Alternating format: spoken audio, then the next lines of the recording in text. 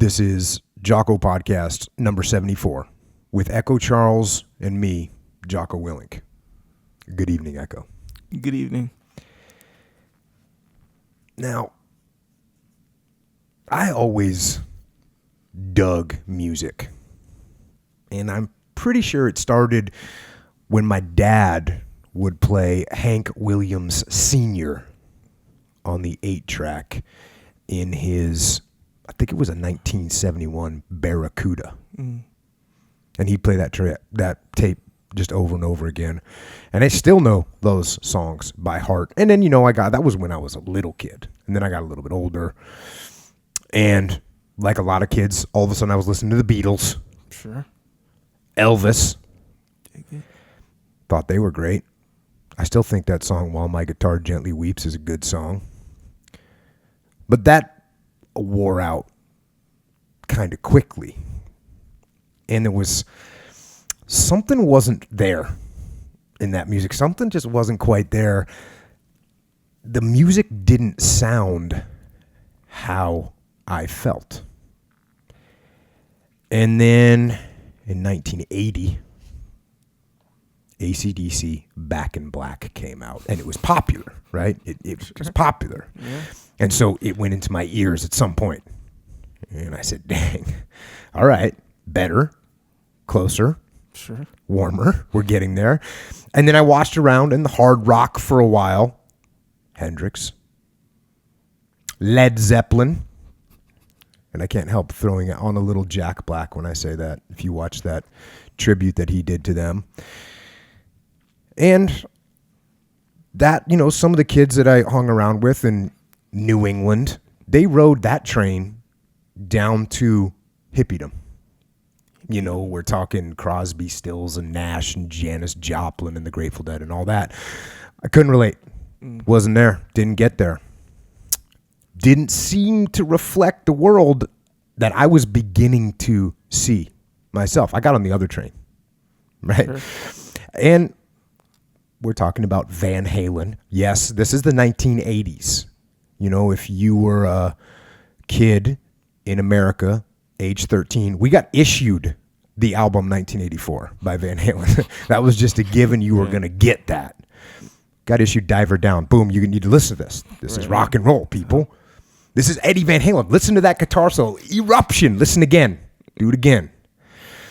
Iron Maiden, right? Actual song called Trooper. You got to listen to that when you're a kid. And so now I'm heading in the right direction. I'm feeling it. Starting to reflect what things are like in my head. And then there was that day where I got an album called Black Sabbath by a band called Black Sabbath. And the first song is also called Black Sabbath. And I put that on. And boom, I had found something that sounded like I was thinking. And from there, I was definitely on the right train. Then it was Motorhead. And soon after, the Ramones. Boom. And then that leads to the Sex Pistols. Because you're just going harder. That's what you're doing. That's what I was doing. Like, what's a little bit harder than that? What's a little bit harder than that? Sex Pistols. Bodies. No feelings. They're singing songs. No feelings. Okay. I hear what you're saying. Louder, more anger. And then finally we get to Black Flag. My War, side 2. Still one of my all-time favorites. Minor Threat. Get a hold of another little band from DC called the Bad Brains. Some Detroit hardcore negative approach. And then, so I was kind of in the game, right? Sure. I was there. Mm-hmm. And so now 87 rolls around. And one of my friends, who is actually more of a metalhead at this time, he gives me a cassette tape, because this was back in the day when you were just going to have to listen to cassette tapes, and they were usually dubbed 47 times from somebody else. But this was the real tape, man. This was the real deal. This was an actual original with the full cover on it and everything. And the cover of this tape was just a giant mushroom cloud of death and destruction. And above the mushroom cloud, in large Old English script blazing across the top, it said Cro-Mags. Okay. And then underneath the mushroom cloud, in a little bit smaller script in Old English, it said the age of quarrel. Okay. So I put it in my tape deck. Sure. And I pressed play. And the first track, it hit me like a train. And the first track was called We Gotta Know. And let me just tell you the lyrics. Sure. Struggling in the streets, just trying to survive. Searching for the truth just to keep us alive. Gotta break these shackles. Gotta break these chains. The only way we'll do it is if we use our brains. There's got to be some meaning to the purpose of life. I know there must be more than the struggle and strife. Looking for the answers and I need a clue, but my mind is so disturbed now. What do I do? Now, I can tell you, I was not struggling in the streets. But like most teenage kids, I did feel some shackles, right? You feel the shackles of things. And I was looking for answers, and I needed a clue. And so I was like, yeah, we're on to something. The next title track had me a little worried, a little concerned, because, like I said, there was a lot of kids were taking the hippie route, and so I was not into that. The next song title had me a little concerned. The song was called World Peace. And so I was kind of, red flag. Sure. And then I listened to the lyrics. All you hippies better start to face reality. All your far-fetched dreams of anarchy better start to see things the way they are, because the way things are going, they won't be going far. World peace can't be done. It just can't exist. World peace can't be done. Anarchy is a mess. Okay. Damn. And the rest of the album kept up that assault on my brain, on my attitude, and that was it. I had found something called hardcore music, and I never really left it. And I listened to the Cro-Mags and a ton of other hardcore bands from that time until now, and that's pretty much essentially the soundtrack of much of my life, and it had a pretty big influence on me, and it was an attitude that I kept throughout my life, and it was my own interpretation. I can tell you that right now. It was my own kind of, you listen to the lyrics and you kind of apply what it means in your world. That's what I did, which to me was pretty simple, because to me, hardcore meant hardcore. Sure. That's what it meant. It's pretty simple. Hardcore in everything you do. Work hard, be aggressive, don't back down, fight for what you believe in, hold the line. And that's kind of what I did in my life. And I don't know, like a year ago or something, somebody asked me something about, on the interwebs. Someone said, what band should I listen to? And, I said, blah, blah, blah, Cro-Mags, check them out, whatever. And you might want to do that. And eventually, it's the internet is an incredible thing. And eventually the founding member of the Cro-Mags, a guy by the name of Harley Flanagan. Sure. He reached out and said, "Hey, what's up, man? How you doing?" And I had heard over the years, that Harley was a jiu-jitsu guy, black belt in jiu-jitsu. And so, he just kind of hit me up, and eventually, we were talking, and he said, "Hey, I got a book coming out. I'll send it to you." And I said, "Cool, yeah." And he said, "Man, the book's crazy." And I was kind of like, yeah, I know, man, because, I was around that stuff. It's cool. I get it. It's kind of crazy. And he's like, no, man, it's crazy. And I said, okay, cool. So he sent it to me. And then I read the book, and damn, I had no idea. Actually, I had a semblance of an idea, because in the hardcore scene, people know each other. I mean, after a show, you talk to everyone, and it's the band members, it's people, everyone kind of knows each other. So I had heard stories, but the book, when the reality behind the stories was way more intense, and crazier than I could have thought it was. And there was one point when I was reading the book. I'm going to read a little excerpt right now. And it said this. This is Harley. When I started working on this book, I was staying in a hotel in the red light district in Amsterdam. The working title was The Longest Suicide Note Ever Written. I was trying to document the madness from as far back as I could remember until the end.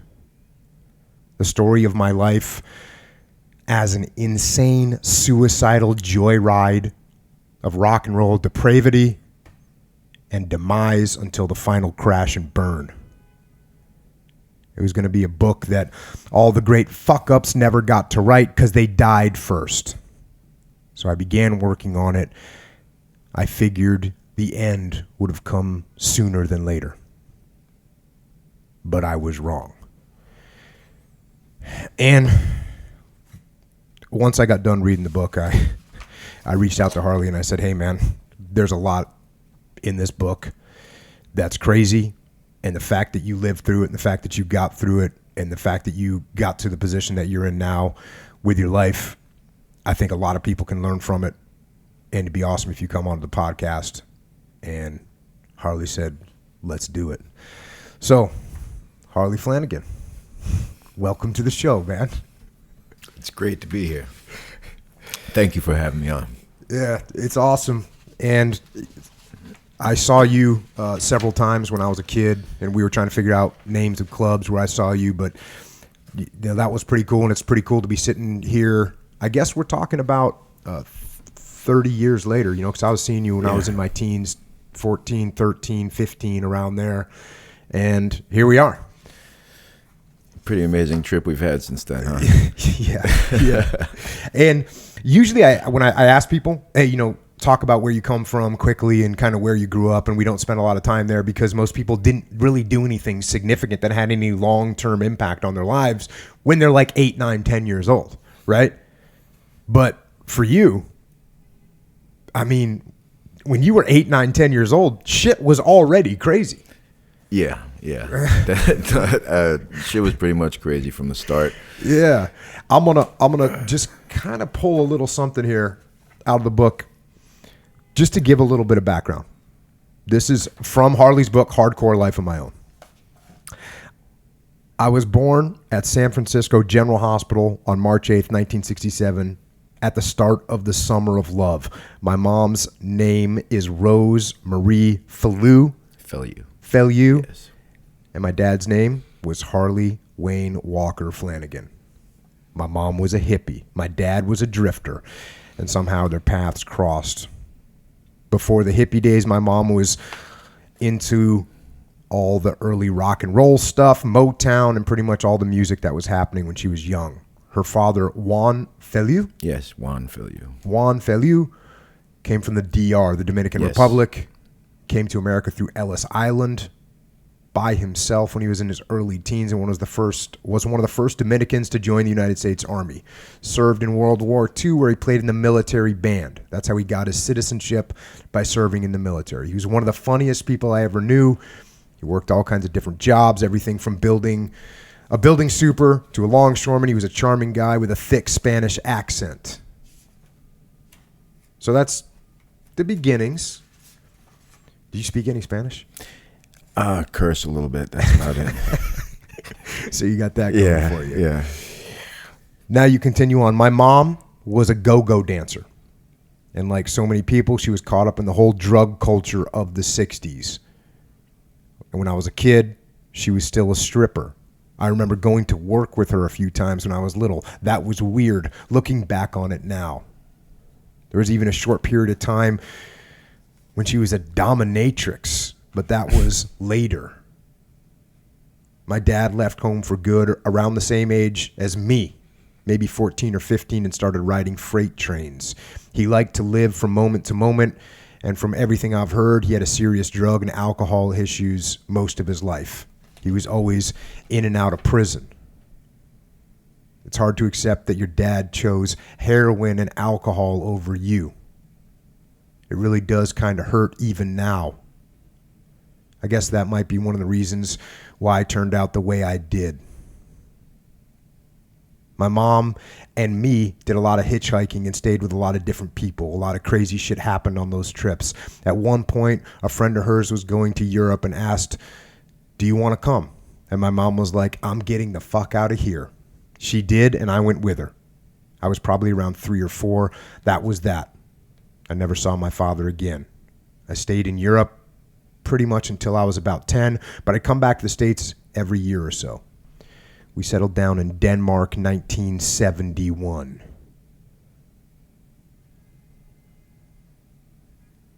Denmark and Danish culture are very wholesome.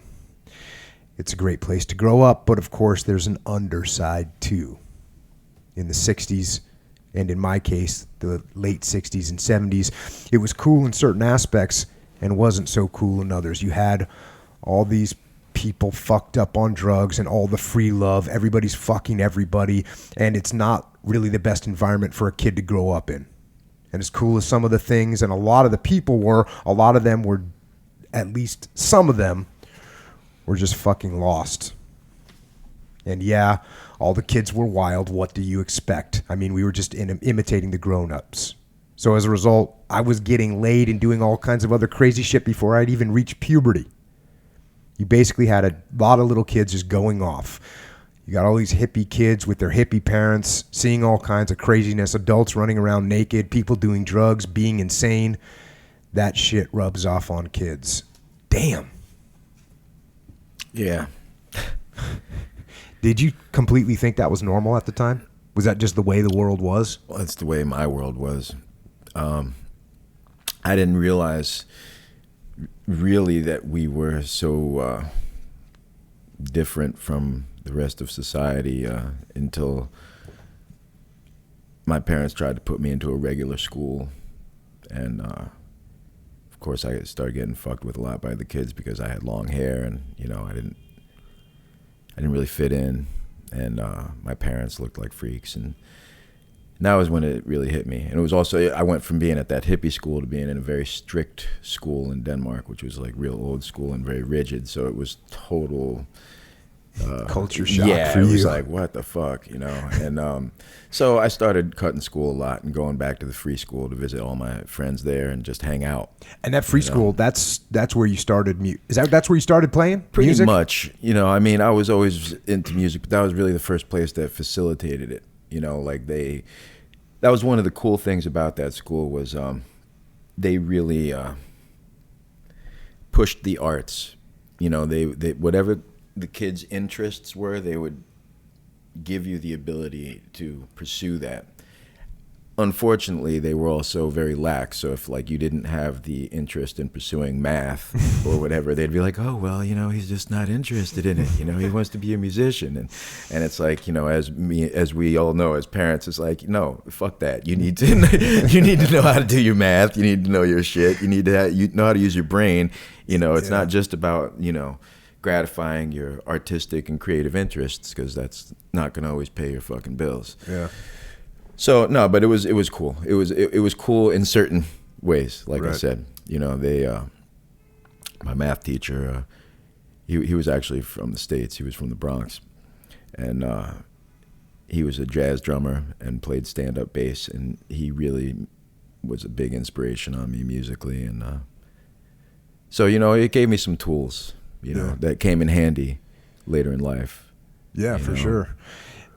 So you were listening to, actually got your first gig then, like you were playing little Santana covers and Kool and the Gang covers that was when my you were school 6 or band. 7 Yeah, in that your was, school that, band. yeah, my school band was cool. Well, they were legit. Yeah, no, they were fucking legit. I mean, we were like, you know, Yeah. funky stuff. You know, I mean, we were playing like I said, my math teacher, he was one of the band leaders. So, you know, you got a guy from the Bronx who's a jazz dude. He's going to be teaching all these little Danish kids musically what's really going on. Right. Because in Denmark at the time, things like, you know, ABBA was what was big, you know. So, you know, I mean, so it was like, what the fuck, you know. So, yeah, my school was cool as far as music and counterculture and all that shit. But then, you know, well, as you may have seen in the book, really, then when my mother of all people turned me on to the Sex Pistols, that's what really that changed everything for me. You know, thanks, Mom. That was an eye opener. When you heard the Sex Pistols. Oh yeah, it changed everything for me. And at that time, like, you got one section here where you said, I remember coming off stage. So you're playing with the band, I think the school band at this point. I remember coming off stage one night, and these girls that I was hanging out with, they were like, you know that lady you came with, which was your mom? She's in the bathroom. She's not feeling too good. I went in the bathroom, and my mom was throwing up all over the place. That kind of shit was a kind of come down. Yeah. Back to reality. You have to walk sucked. your mom home. Yeah. It's fucked up, you know. Little things like that, they stay with you forever. But you know, to her, she did sober up eventually, and you know, she's sobered up for about in the 80s until the day she died. She was clean, and you know, people fall victim to drugs, to alcohol, and sometimes it's hard to pull yourself out, you know. But eventually she did, you know. Unfortunately, I had to witness a lot of real ridiculous shit. But, you know, I don't think there's such a thing as a perfect parent, you know. Yeah, no doubt about that. And your mom, she did, like you said, she get you the Sex Pistols album. Yeah. And like you said in here, you said, well, that was that. Yeah. and it's almost kind of what I was saying. Here we go into your book here. Until that point, I hung around with all these little hippie kids. I had long ass hair, so we were really already little freaks. We'd walk around the streets, people would give us looks and trip out on us. Our parents and teachers had long hair and beards and shit like that. But then punk rock came about, and this was more appropriate for me. It wasn't all peace and love, it was just more me. The music was raw, and the imagery and the craziness appealed to me. It was energetic, and a big factor for me was you didn't have to aspire to be Jimi Hendrix. You didn't have to be Carlos Santana. So you listen to that music, and you'd say, you know what? I can just play it. I can do this. You can play that now. I can do this. I can have fun and do this shit. Like, this is, you know, you don't need to rack your brain to figure out how to do this. You could just do it. Yeah. You know, get your power chords on. Yeah, man. You know, it's like you just need sincerity, man. That's all you need, man. Yeah. That's all you fucking need. You know what's funny is I always tell people this about music. If you go to a guitar store anywhere in America and you put up a little flyer in there that says, you know, I need someone that can play every note on the following 3 albums, you know, and you pick Complex, you pick Rush and Heart, and there'll be you'll get 10 people that'll say, yeah, I can play all that stuff. I'll play it for you right now. But and all those guys, I mean, a lot of those guys, unless they have that thing, unless they have that sincerity that you're talking about, and they have that little spark of creativity, it doesn't matter how technical you are if you don't have that heart. You could be technically amazing and have not one ounce of inspiration in your fucking body, you know. And I mean, look, man, you know, the Ramones were, you know, some of the worst, greatest musicians ever. You know, those guys could barely fucking play, and they wrote songs that are still anthems. You know, songs that you will still hear played at like major sports arenas and whatever. I mean, you know, you know, music's a fucking weird thing, man. It is. Yeah. It is. And you had your first band called Little Big Boss. Was that in reference to you, I'm assuming? You know what? It must have been. Years old? You know, it must have been because the other 2 guys in the band were adults, and they named the band. So looking back, they probably named it after me because I was like, I guess, already a tyrant to play with. But you know, and you were playing drums at that point. Yeah, hammering on the drums. Yeah, man. And then you guys moved back to New York. Yeah. And you were going back and forth to New York. Yeah, me and my mom, we lived in Europe, but we would come back every like year or year and a half or so to see my grandparents and my aunts and stuff. And so we always had that connection to New York. We always came back, and I was here during all like the pivotal moments in history in New York. Like, you know, I remember Son of Sam, which was huge if you were here. You know, I remember the blackouts, which were also huge if you were here. I remember the garbage strike, which was also insane because you had like, 20-foot mountains Yeah. of garbage every fucking where. I mean, Yeah. the city stank. I mean, you know, like I remember all the madness of New York. I mean, I moved back here for good in '79, like I guess January or February of '79. It was like the week Sid died. Actually, the Stimulators were supposed to play Max's the one weekend that he was playing, and he died before the show. But yeah, you know, it was a much different place back then. You know, you guys know, you know, but you know, a lot of people who have only been here over the last 20 years, they have no clue. Yeah, you know? It is a different place, and I mean, you know, in the book you got crazy pictures like you and Andy Warhol. Yeah, because you were just your it was your aunt Denise that was running with them. Well, no, actually, or is that just a random? My picture? mom actually knew him. She had been in one of his movies when she was young, when she was like 15 or something, and that picture was just taken at the Clash show. Like I used to run into people like him at different clubs and stuff. This was backstage at a Clash gig the first time they played in New York. You look like you're about 10. I was actually 12 in that picture. But yeah, I mean, I was at all the clubs all the time. You know, I mean, it was actually.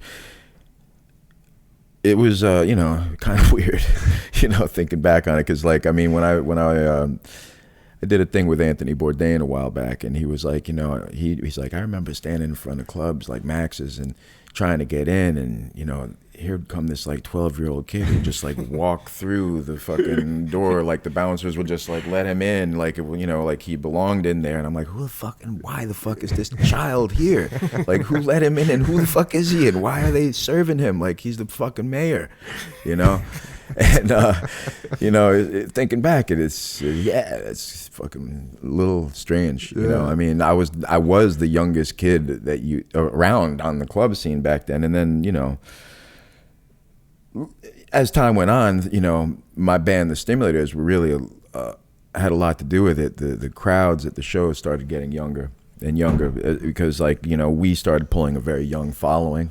You know, go figure, 12-year-old in the band, and people like the Beastie Boys, they started coming to see it before they were the Beastie Boys. They were like, they were just fans of ours, friends of mine. They were like some of my best friends growing up, and then a lot of other people who went on to start a lot of the first wave of New York hardcore bands were fans of the Stimulators, kids who were all like, you know, in their early teens when they used to see us play.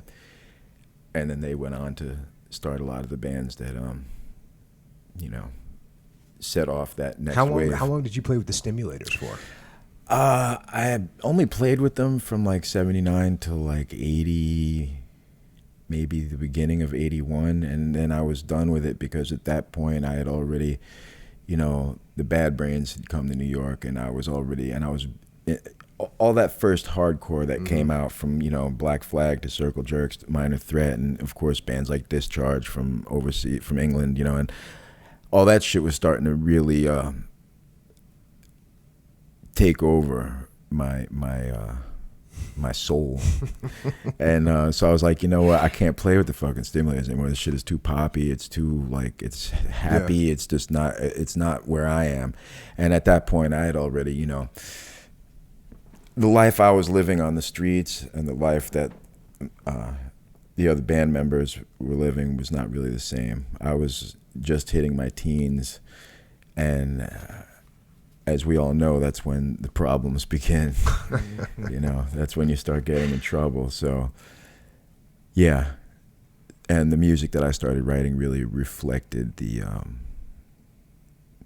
feelings that I was having, and you know, because of not just the environment, but just, you know, everything leading up to that point had created this person. And it was a really violent neighborhood. You know, it was a really violent neighborhood, and I ate a lot of shit for being white, and which is ironic because, you know, I'm quarter Dominican and I'm Cherokee and I'm Choctaw, but if you look at me, especially, you know, in all Puerto Rican neighborhood, I'm a white boy.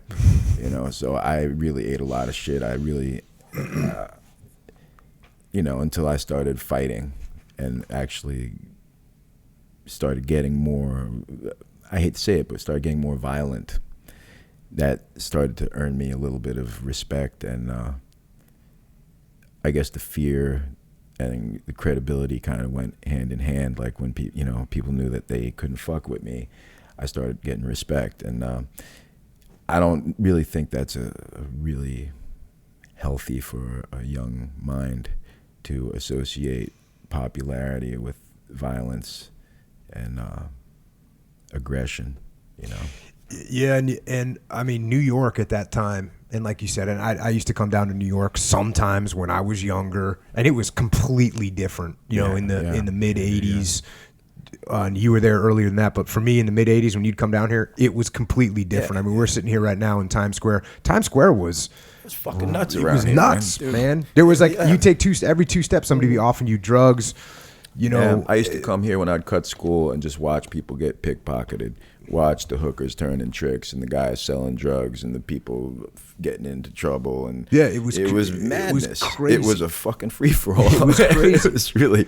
And where you were living, there was it was just way central. worse. It was way worse. I mean, I was talking to Ice-T the other day. We were talking about some of our experiences, and just in my area alone, I mean, there was about 5 or 6 gangs within a 10, 15 block distance.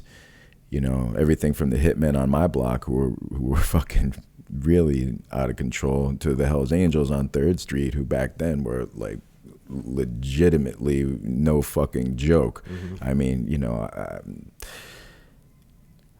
I could tell you some fucked up stories, but you could tell me fucked up stories too. So where does that go? It goes into, it's hard to. If people go to New York now, it's just completely different. Yeah, it really is, man. It really is it's impossible to really get it. I mean, the best thing you could do is look at like some old movies that kind of try to capture the and you got vibe. some pictures in the book that show the neighborhoods. Yeah, and you can tell they look like a war zone. Yeah. I mean, I wouldn't know, but they look as close to one. They look like a war zone. Yeah. You can take it from me on that one. They look like a war zone. I mean, dude, I was living in a squat. We literally had no running water, no windows, no doors. How old were you when you moved out? I left home when I was like 14. Because basically I was getting into so much trouble in school that they were about to basically take me from my mother and put me in like Spofford. And I was like, fuck this. I had lost interest in school and all of that shit. Yeah. It's actually funny. Something I wanted to tell you. When I was 15, actually, just right down there was a recruiting center, Army, Marines, Navy, the whole bit. And when I was 15, I tried to enlist in the Marines, because at that point I was very. I guess I had a lot of pent up aggression, and I was just like, I just want to fucking, I probably shouldn't say this. It probably sounds bad for the military, but I just wanted to kill. I just wanted to fucking kill, and I wanted to be able to. Like, I just was so fucking, and it didn't help that my mother was a hippie. So, just it's natural for a teenager to rebel against everything their parents believe in. I mean, I had like fucking recruiting, catalogs and shit under my bed, whereas most kids probably had, their Playboys and shit. Like, my mom would find my military recruiting shit and be like, what is this? Instead of like holding up the fucking, penthouse, what is this? She's like, I didn't raise my son to be no soldier. Get on her fucking hippie fucking tangents. There's a lot of guys in the military. Man, so I'm like, fuck this. Through the years, you're 100% right, because through the years, there's so many guys in the military, and you meet some guy, and you're like, hey, how's it going? You learn their last name at first, but then you get to know them a little bit, and you're like, oh, what's your first name? And they'll be like, oh, my first name is Rainbow. Or my first name is Ocean, and then they go, yeah, my parents were hippies, and so many kids rebelled against their hippie parents. They're like, I'm going in the Marine Corps, I'm going in the Army, dude. I'm going in the SEAL teams. That's very common. So you're 100% right. It's a good way to rebel. And I even say this, for me, hardcore was a rebellion. No, yeah. And going in the military for me was a rebellion against the norm. Was everyone's going to, hey, I'm gonna go be a hippie, smoke dope, go to college, get a job, and I was like, no, I'm gonna go be a commando and just get after it. Fuck yeah, dude. So, you know what? It's fucked up because it's like, had I followed those instincts, you know, in some ways my life would have been probably a million times better. You know, I would have had a lot more, you know, discipline. I would have had a lot more focus. I would have had more positive shit, you know, going on. I would have learned some skills and shit, but at the same time, I wouldn't have fucking written Age of Quarrel. I wouldn't have written Best Wishes. I wouldn't have influenced people like you to be, you know, to go above and beyond what the fuck I could ever fucking try to do, you know. So it's like I feel like in my own way, I managed to do my service to, you know, humanity, if you will, you know, although it was a disservice in a lot of ways because I did inspire a lot of people to do a lot of really fucking wrong shit, you know, but nonetheless, the inspiration, that it was real, it was genuine. I think that's why 30 years later, people still give a fuck about that record, and people are still out making money on that record, and, you know, people still cover songs off that record, you know, and it's funny because I was telling you earlier, I mean, that lineup that played on that record only lasted for one fucking record. You know, it's amazing how short a period of time. Yeah, you know, and it's like, and you know it was something special because still now, 30 years later, people are still talking about it, and not many people can say that based on one fucking album. Yeah. You know, so. That's good shit. I'm just going to go, like we were talking about your neighborhood. This is just kind of a sample of what you were living around and in. Back to the book. I remember one night lying there, hearing some chick down the street getting raped. Yeah. And knowing there was really nothing to do. It was like a helpless feeling. You knew that if the cops got called, it wouldn't matter because they probably wouldn't show up. And if they did, it would be too late and they probably wouldn't find her. Yeah. One night, my mother's then boyfriend got the tip of his nose almost shot off by a zip gun. He has a scar to this day. Yeah. Just because he was white, looked a little freaky, and was walking down our block. I remember coming home one night and my aunt and Ann Gustafson, the Stimulator's bassist, got jumped by 6 dudes with golf clubs and shit trying to pull her guitar out of her hands. You don't really think about a group of guys jumping 2 chicks and a kid, but that shit happened. They didn't give a fuck. You've got to figure a lot of these guys would hang out and huff glue and shit.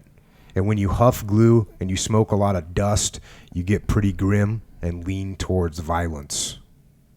Yeah. So there's your surroundings, there's your environment. Yeah.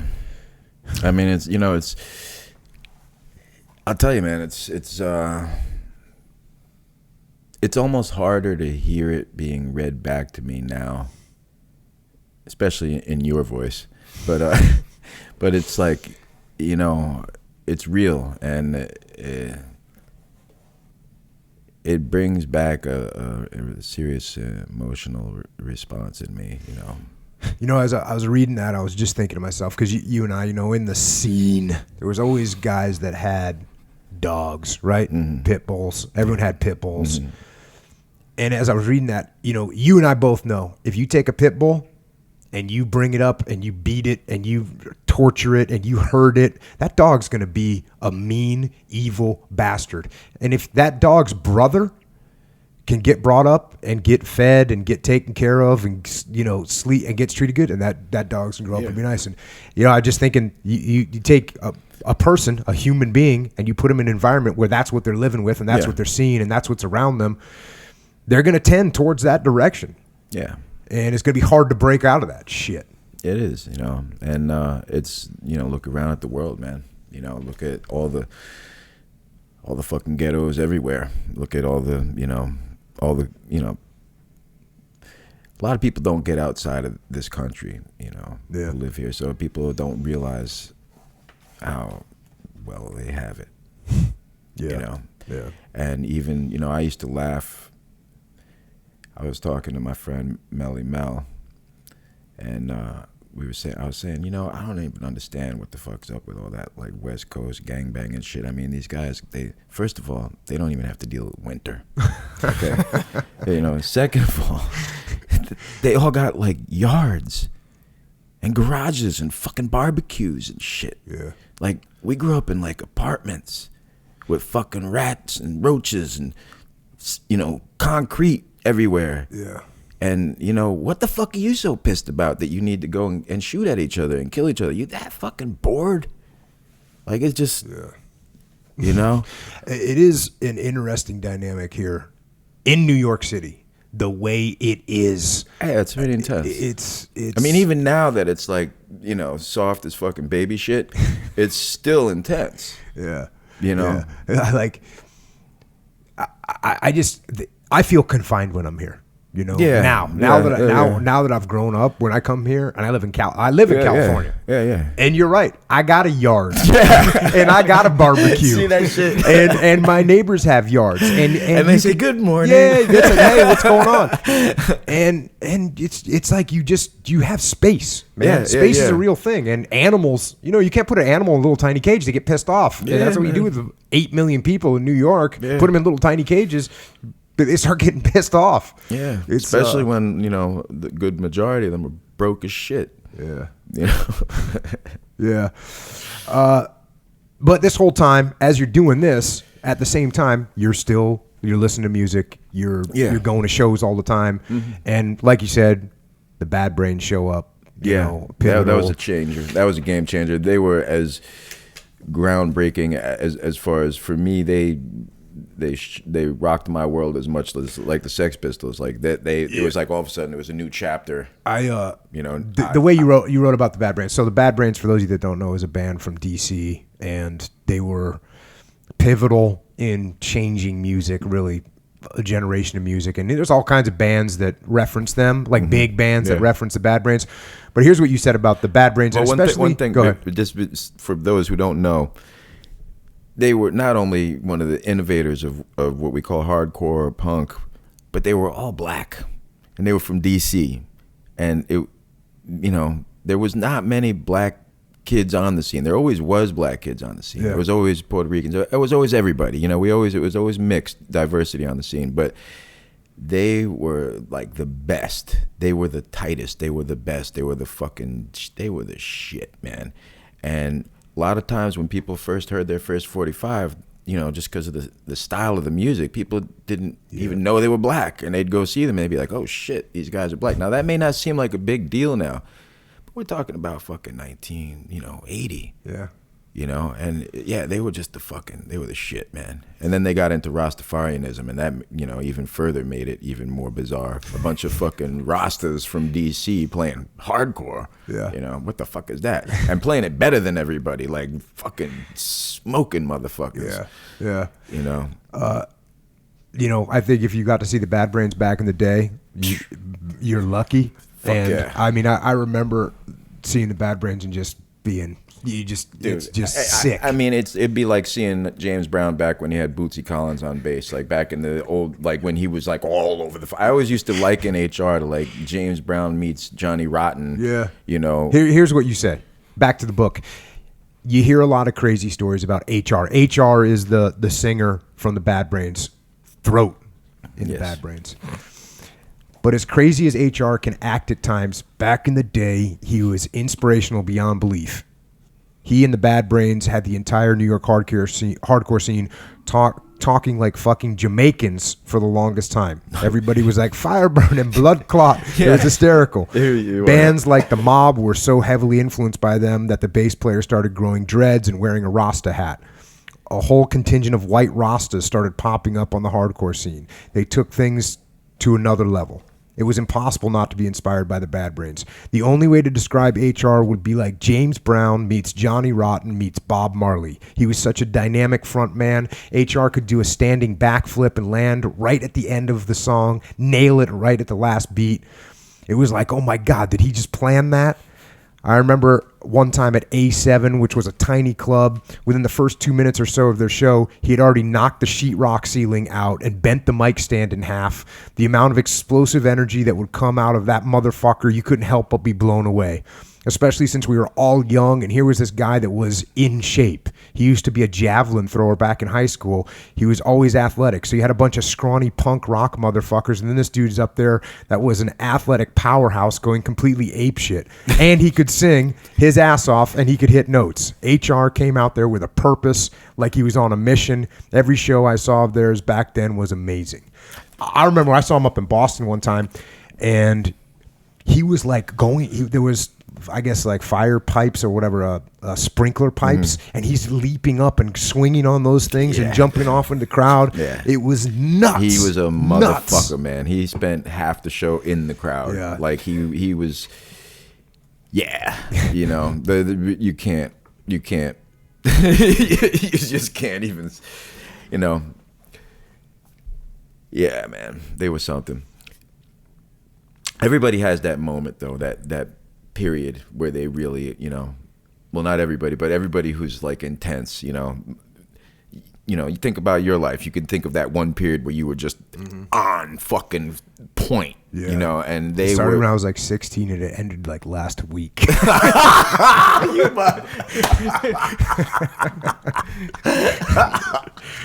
right, well, it didn't last quite that long for some of us, but yeah, there was a period when they were just fucking untouchable. And You know. have you seen HR now? Yeah, I've seen him over the past Have you few actually years. like seen him, talked to him? Last time I spoke to him and he came out to my house was probably around 2011 or 2010, and you know, he's definitely, you know, he's got some issues. You know, he has suffered some serious. He has like mental issues. You know, I mean, I don't know what his diagnosis is. I'm not going to stand here and pretend to know, but it's, you know.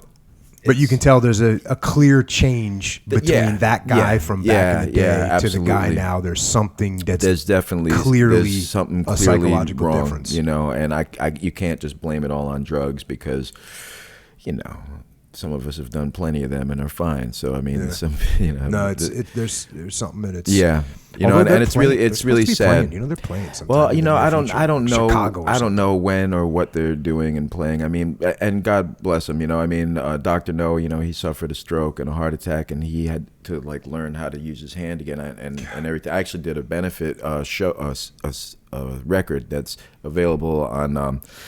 Pledge Music. It's the only place you can get it. You can't even buy it in stores, and 48% of the music goes to help him, just help him. Awesome. You know, to whatever he needs help with, you know, because God knows he's... Pledge Music? Yeah. And what do you just search Pledge Music? Yeah, Pledge Music, Harley Flanagan, and the song will come up. It's one of the songs is called Friends Like You. And but anyway, yeah, I mean, those guys were intense. I mean, it'll never be what it was, you know.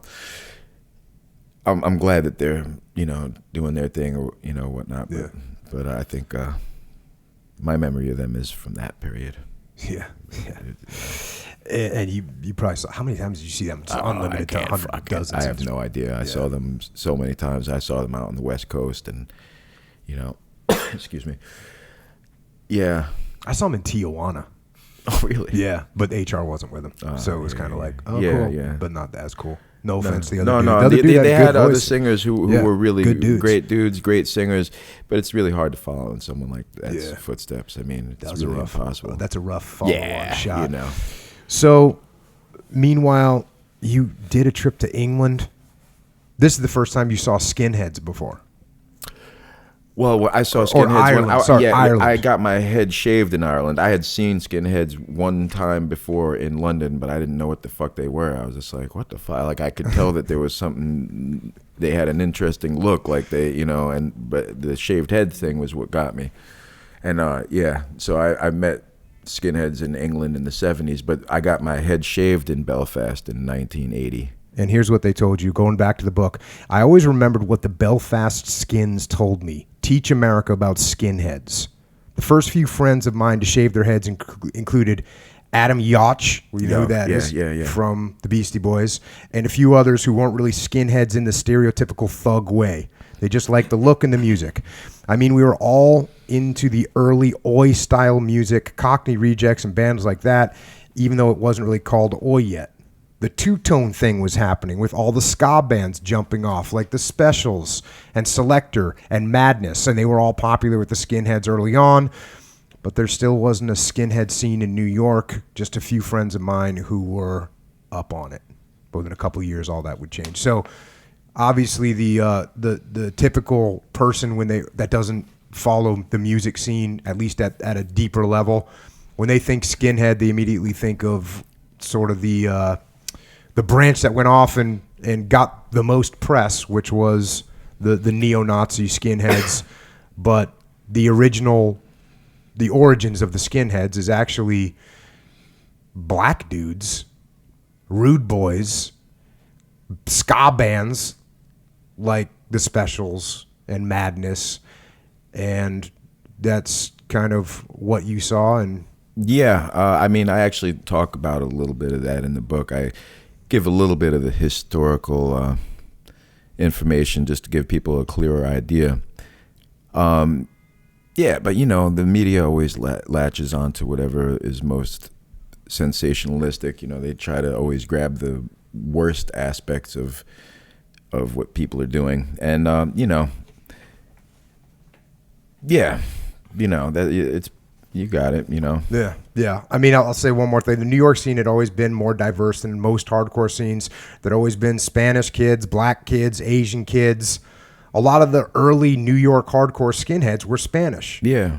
Roger from Agnostic Front, which, if you don't know, Agnostic Front is probably, they might be considered like they're definitely one of the biggest sort of skinhead bands from America. And they were absolutely the first real, like, New York skinhead band, I mean, but And he's Cuban. Roger Cuban, is Cuban. I mean. Diego was Puerto Rican, as was Jose from the Mob. And so were a lot of skinheads that came around later.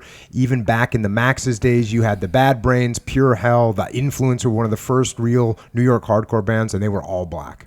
Yeah, I think where you just pulled up, I was just talking about the diversity on the scene in New York. New York has always been different from other places, as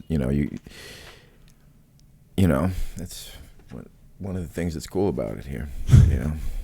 You could say it's fairly diverse here in New York City. Fuck. Yeah. This has got to be one of the most. I bet you that. I don't know. You have to look at this, but is New York City one of the most diverse places on the planet? As far as like different languages being spoken. I mean, one thing I noticed that you can eat any type of food here. Yeah. So cooked by the people that invented that food. So I mean, we had that moved here like 3 weeks ago. That's one thing I always loved about it here. We just had Gangnam style dumplings. And sushi. Yeah, dumplings and sushi served by Gangnam style. The actual guy. And meanwhile, at this time, back to the book, I was drinking a lot, huffing glue, taking pills, and lots of LSD and whatever else. So this whole time, that's what's just prevalent in the scene. Yeah. Drugs. Yeah, New York was very much... our scene liked to get fucked up. In DC, where they invented straight edge, they were all about being clean and sober, and God bless them. And that caught on like wildfire in other places. The straight edge movement spread and whatnot, and we always went the extreme opposite. We were like, they had a song, "Don't drink, don't smoke, don't fuck." We used to sing, we drink, we smoke, we fuck you, and we're a bunch of fucking idiots. Yeah. I mean, unfortunately, at that point in my life and in the hardcore scene, it was often cool how fucked up you could be. Yeah. And I'm sure it's that way in a lot of the world, and a lot of youth culture, and in a lot of, crews and gang culture. And I don't mean to theorize, but I'm going to do it a little bit and philosophize a little bit. Like cultures back in the day, or some cultures even today, when you want to prove that you will sacrifice yourself for the tribe a little bit, like I'll go hunt that lion, or I'll go out and do something that's hard, and I'll take risks for the group, and I'll prove that I don't care what happens to me. Yeah. I shit has been sometimes replaced. I think that, hey, I'm going to prove that I don't care what's happened to me. Watch me drink this, watch me shoot this, watch me smoke this, and whatever. No, I agree. I think that instinct that's still in us doesn't have a place to be used properly. And I'll tell you where I got that philosophy from.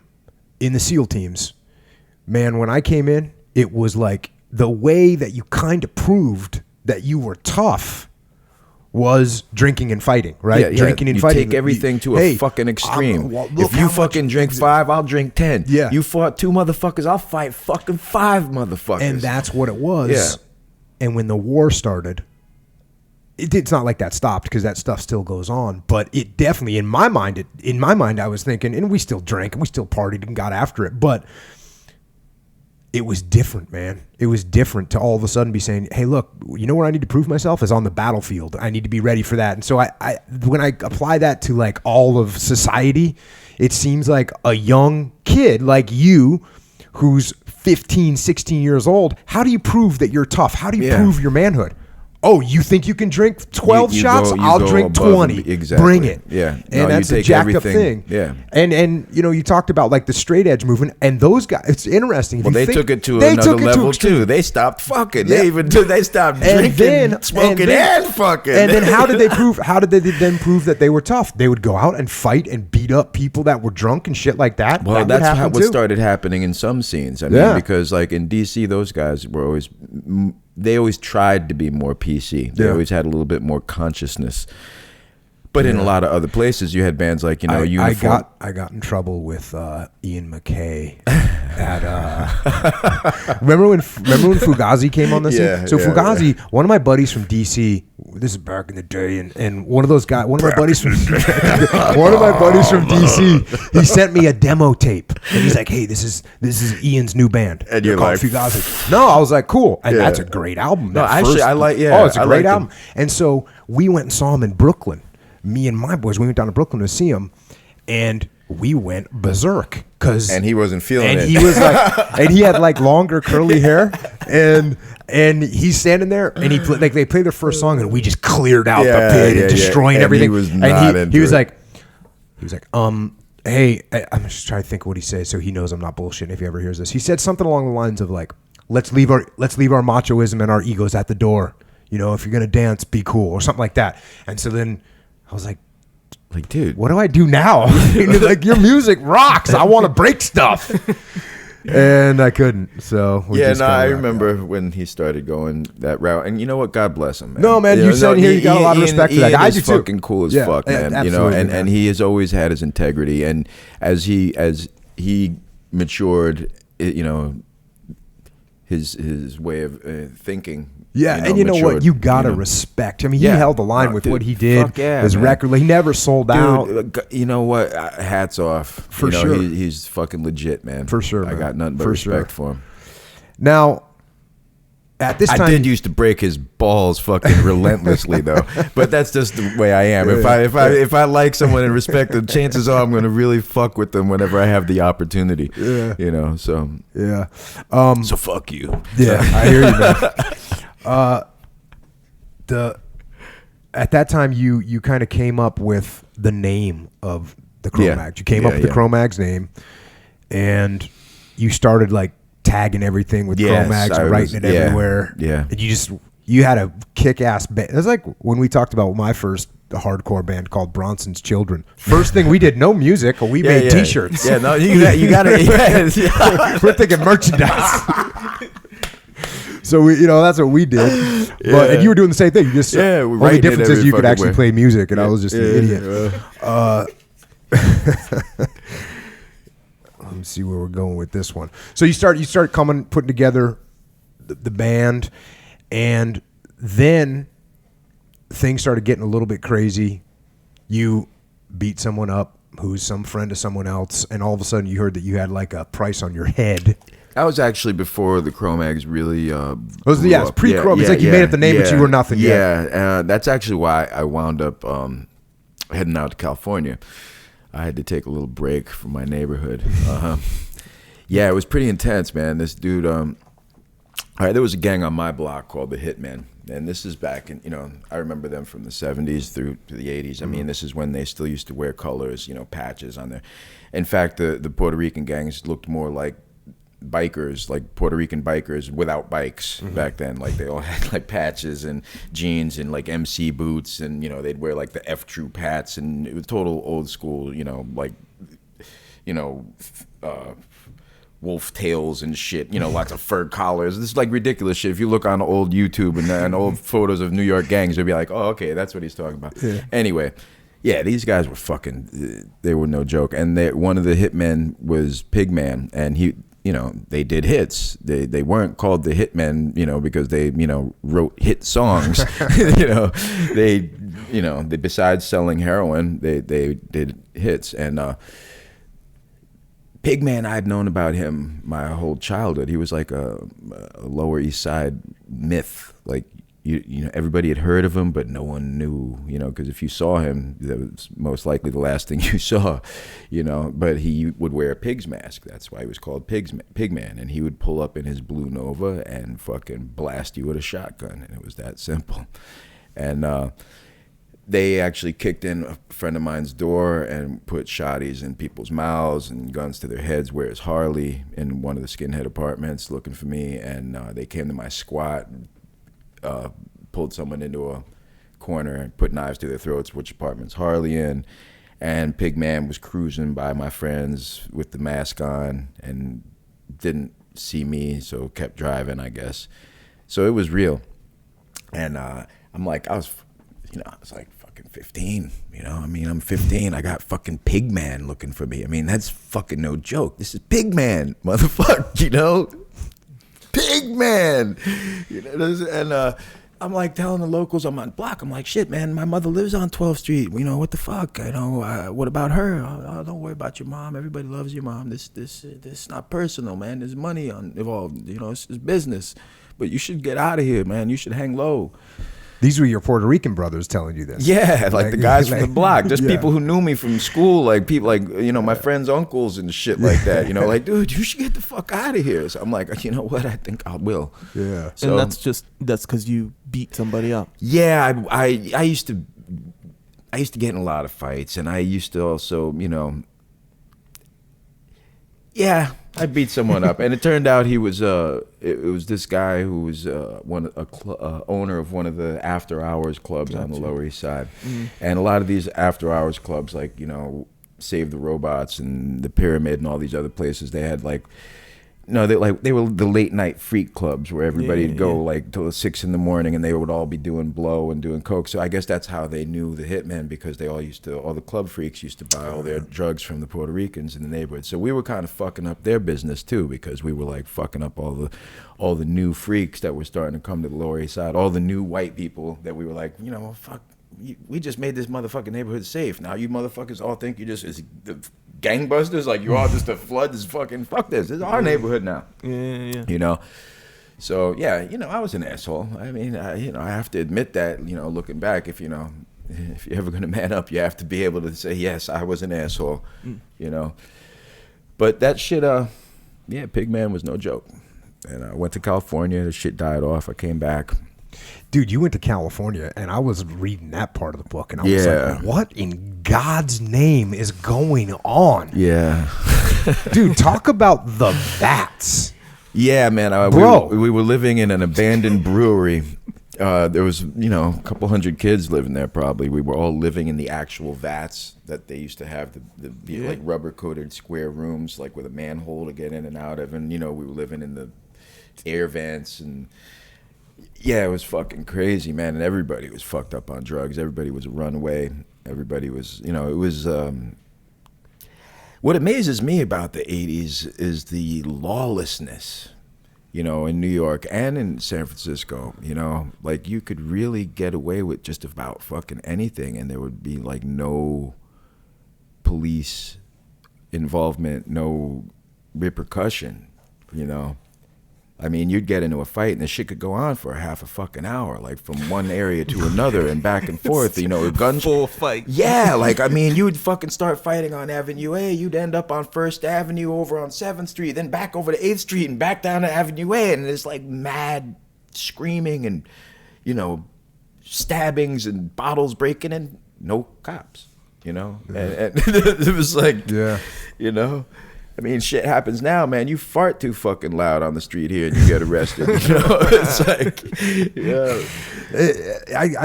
So how, you're 15 years old? You living in a vat. Yeah. In San Francisco with a bunch of everyone's fucked up on drugs, speed. Everybody's meth. crystal meth, fucking shooting crystal left, right, front, and center, dropping liquid acid in their eyeballs. Yeah. God. Yeah. How's that even like? How do you process that? And the other weird thing is like you're surviving. Like you're getting food somehow, right? Yeah. You're stealing food, shoplifting and panhandling and mugging people. Just figuring it out. And that's what everyone in these vats are doing. Yeah, well, I mean, there was only a couple of us that were out mugging people because there was only like me and Mark Dagger and a couple other people who were like hard asses. Everybody else was either out panhandling or turning tricks. You know, damn. It was like you were either out mugging someone, sucking a dick, or begging for change. You know, and did you just think like, okay, this is what life is like? Yeah, that's what life was like. You know, I mean, I remember like eating at soup kitchens, you know, with like adults, and I'm like 15, and that being weird, and like almost getting into fights with like dudes who were like ex-cons, and you know, like dudes who had just got out of prison, who were like, to them, they were still in the prison lunchroom, you know. And to me, I'm just like trying to, you know, get some food, you know. And it was pretty intense, you know. I mean, but to be fair, I had a great fucking time, you know. I mean, I had a lot of fun, you know. The debauchery, the violence, the drugs. I had a fucking blast. Would I recommend any of it? No. Would I wish it on my kids or my worst enemies? No. Did I have a great time? Yes. You know, how I fucking made it, I don't know, but you know. I guess is that like when people talk about, when people say to me, oh, I think this is the same thing, because I'm sitting here going, how can that be fun? But I guess people ask me about like being think about the most intense situations you've been in. It's like the adrenaline, the fucking like, dude, the last time I got in like a real fucking not the last time, the third or fourth to last time I got in a really bad violent situation, like the one, it's in the book, when I fucked up this dude who was in a gang, and the next thing I know, I got like 30 dudes fucking coming after me with pipes, bats, smashing out our windows, and I'm running into the crowd of them to save a friend of mine. Now, see, like, dude, I was fucking like high for like a week off of the adrenaline. And then when I finally came down, I was like, whoa, what the fuck was that, man? I could have died, you know? But like for literally a week after that shit, I was just like, yeah, like fucking bring it, you know? And you know, that's like, but that's the difference between certain type of people. Like, you know, I will run into a fucking violence to save a friend. Yeah. And a lot of fucking people that I grew up with will fucking punk out. I've seen people that I respected fucking run and leave their friends behind. Yeah, and it's some real pussy shit, especially when they're trying to be all badass, skinhead, tattoos, and now I'm this, I'm that. You ain't nothing but a bitch, you know? And, hey man, and you know, and that's one reason why I'm really fucking proud to be here, you know, because it's like, you guys, one of the things I respect the most is someone who will put themselves on the line for someone else. Like when you will put your own life at risk for another person, there's nothing more admirable than that.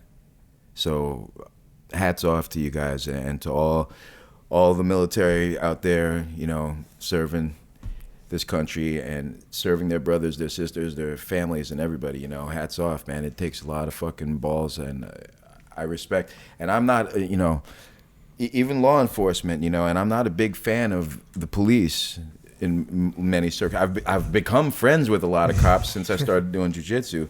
Jiu-jitsu changes a lot of things for the positive.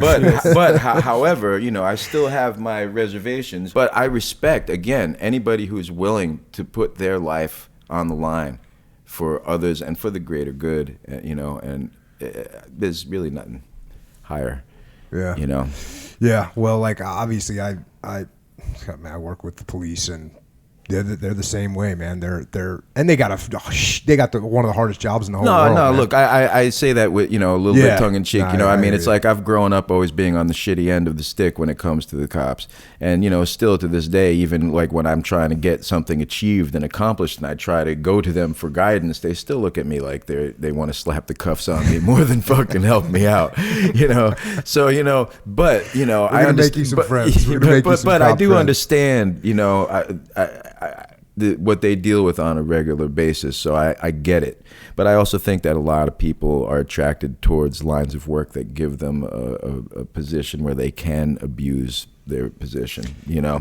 I think that happens. That's with some that's people, in human race, though. I mean, it's not. It's like go do a ride along with some cops, man. Oh, It dude, is, no, it is. I couldn't do it, man. Like cops is just what they deal with on a day-to-day basis, what it does to their brain. No, over I time. hear you, man. It's a hard-ass job. It's a people hard-ass don't job. understand. I mean, it's like there's a certain level of, once you've seen some shit, you're always on that edge. Yeah. And that fight or flight. And unfortunately, they don't have the choice. They have no choice but to deal with it. They got to fight. So and they got to protect. Of course, you see. We always see the negative thing of cops beating someone down. But they're trying to work within certain guidelines, and that makes shit even harder. 99% of the time, they're going, no, hey sir, please put the bat down, put the knife down. That's what they're doing. 99%. It sucks. It sucks. It's a hard ass job. Hard-ass job. But again, I also got to play. I got to keep my 1 foot grounded in the streets. I still have my, You were, you're conditioned, from your childhood, that the man you were on the other side. You were on the other side, man. Exactly. You were on the other side, and so now that's how you're conditioned. They hate us. We hate them. just like when they see you. Well, I don't know if they see you now. Well, things are a little different now, but hey, what the fuck are you gonna do? Well, I'll tell you what I do. When the cops tell you to do something, I do it. I don't fuck around. I'm like, look, officer, no problem. No problem. That's how you make friends, man. I see my stupid fucking friends were like, yo, fuck that, blah, blah, blah. It's like, what the fuck is wrong with you? All you had to do is say, yes, sir. How fucking difficult is that? Motherfucker. Are you that stupid? Yeah. Man, we haven't even gotten to like the Cro-Mags yet, have we? Who? The Cro-Mags. Oh, yeah. Like putting together the first album. You know what I mean? Yeah. Shit. So, you guys finally get together. Here we go. Back to the book. It'd been 3 years since Paris and you. So Paris, the guy was he was the guitarist. From the Cro-Mags. Hooked up and started writing November 2nd, 1984. And on February 16th, 1985, the Cro-Mags went into High Five Studios on 27th Street and Park Avenue and recorded 12 songs. The Age of Quarrel cassette, which is released on CD, called Before the Quarrel. Yeah, that was the original version of the album before we actually went and recorded the album, Age of Quarrel. So that's 84. Yeah. That's going down. Yes. And that's a good recording. I have that one too. I actually like it a lot better than the album. I was telling you before. I can't tell if the other like one's so ingrained better in my head that I expect little things that aren't there, and so I like the first one better because I think it's just more raw. It is more raw. It's more explosive. I think it's more true to what we actually sounded like when we played live. Yeah. The other one had a lot of production shit that I wasn't too happy about, but So now this is where you think the story's been crazy so far, Echo? I'll just throw you under the bus right now. The story's been crazy. Now it takes another kind of what I consider this an even more bizarre turn than everything we've talked about so far. So going back to the book, I was into vegetarianism, but it took me a while to get into Krishna. At first, John, this is the singer from the Cro-Mags, or one of the singers that sang in the Cro-Mags, John and me used to go to the trucks where they served free food in Tompkins Square Park, which was a big hangout back in the day. Yeah. Everyone used to go there and hang out. A lot of hardcore kids did. I mean, I was living in a squat. I was vegetarian. I had no money, and here was free vegetarian food. They also had a few preaching centers on the west side that me and John used to go to eat, but still it took a while to give a fuck about what they were saying. I was there for the free food. I wasn't looking for religion. I was just hungry and trying to survive. We would always show up late. John would tell us when the good time was just to get the food after the reading and preaching and everything. But over time, I really started getting into the philosophy. In the beginning, people didn't take John and Krishna seriously. It was kind of something the hardcore scene laughed at. But as my friends and me started getting into Krishna, it started to change. So you guys started getting into Hare Krishna. Yeah. Yes.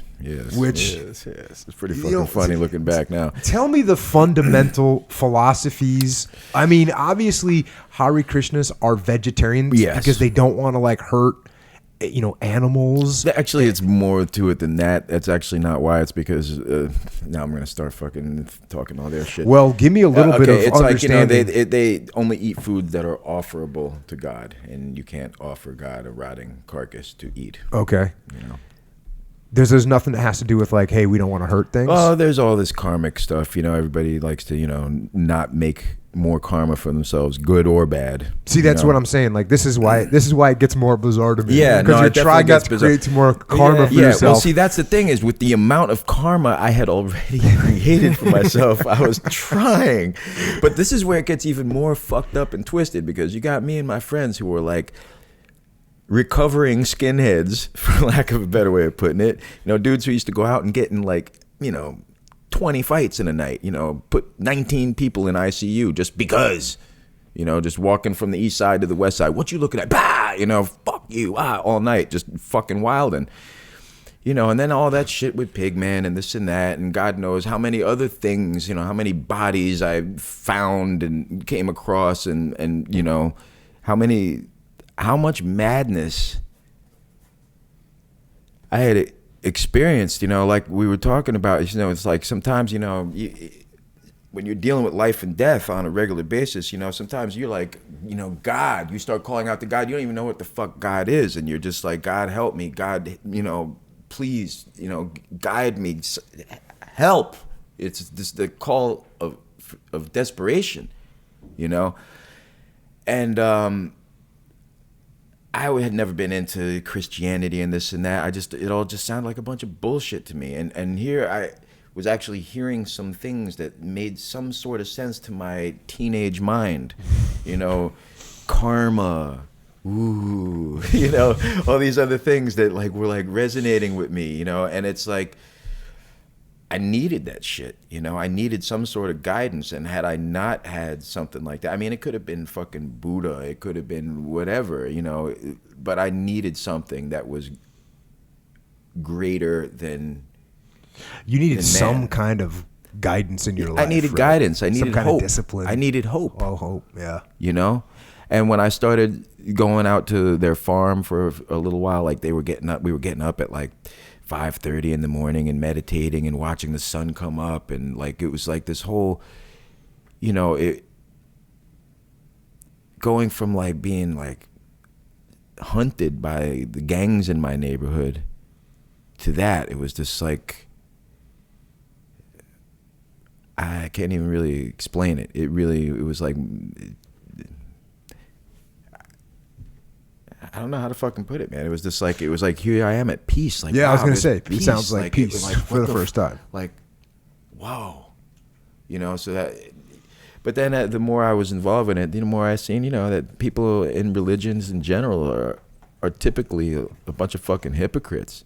You get a lot of people preaching a lot of shit that they don't all fucking follow, and all rules don't really fit all people. Every human is different, and not everybody can follow the same guidelines.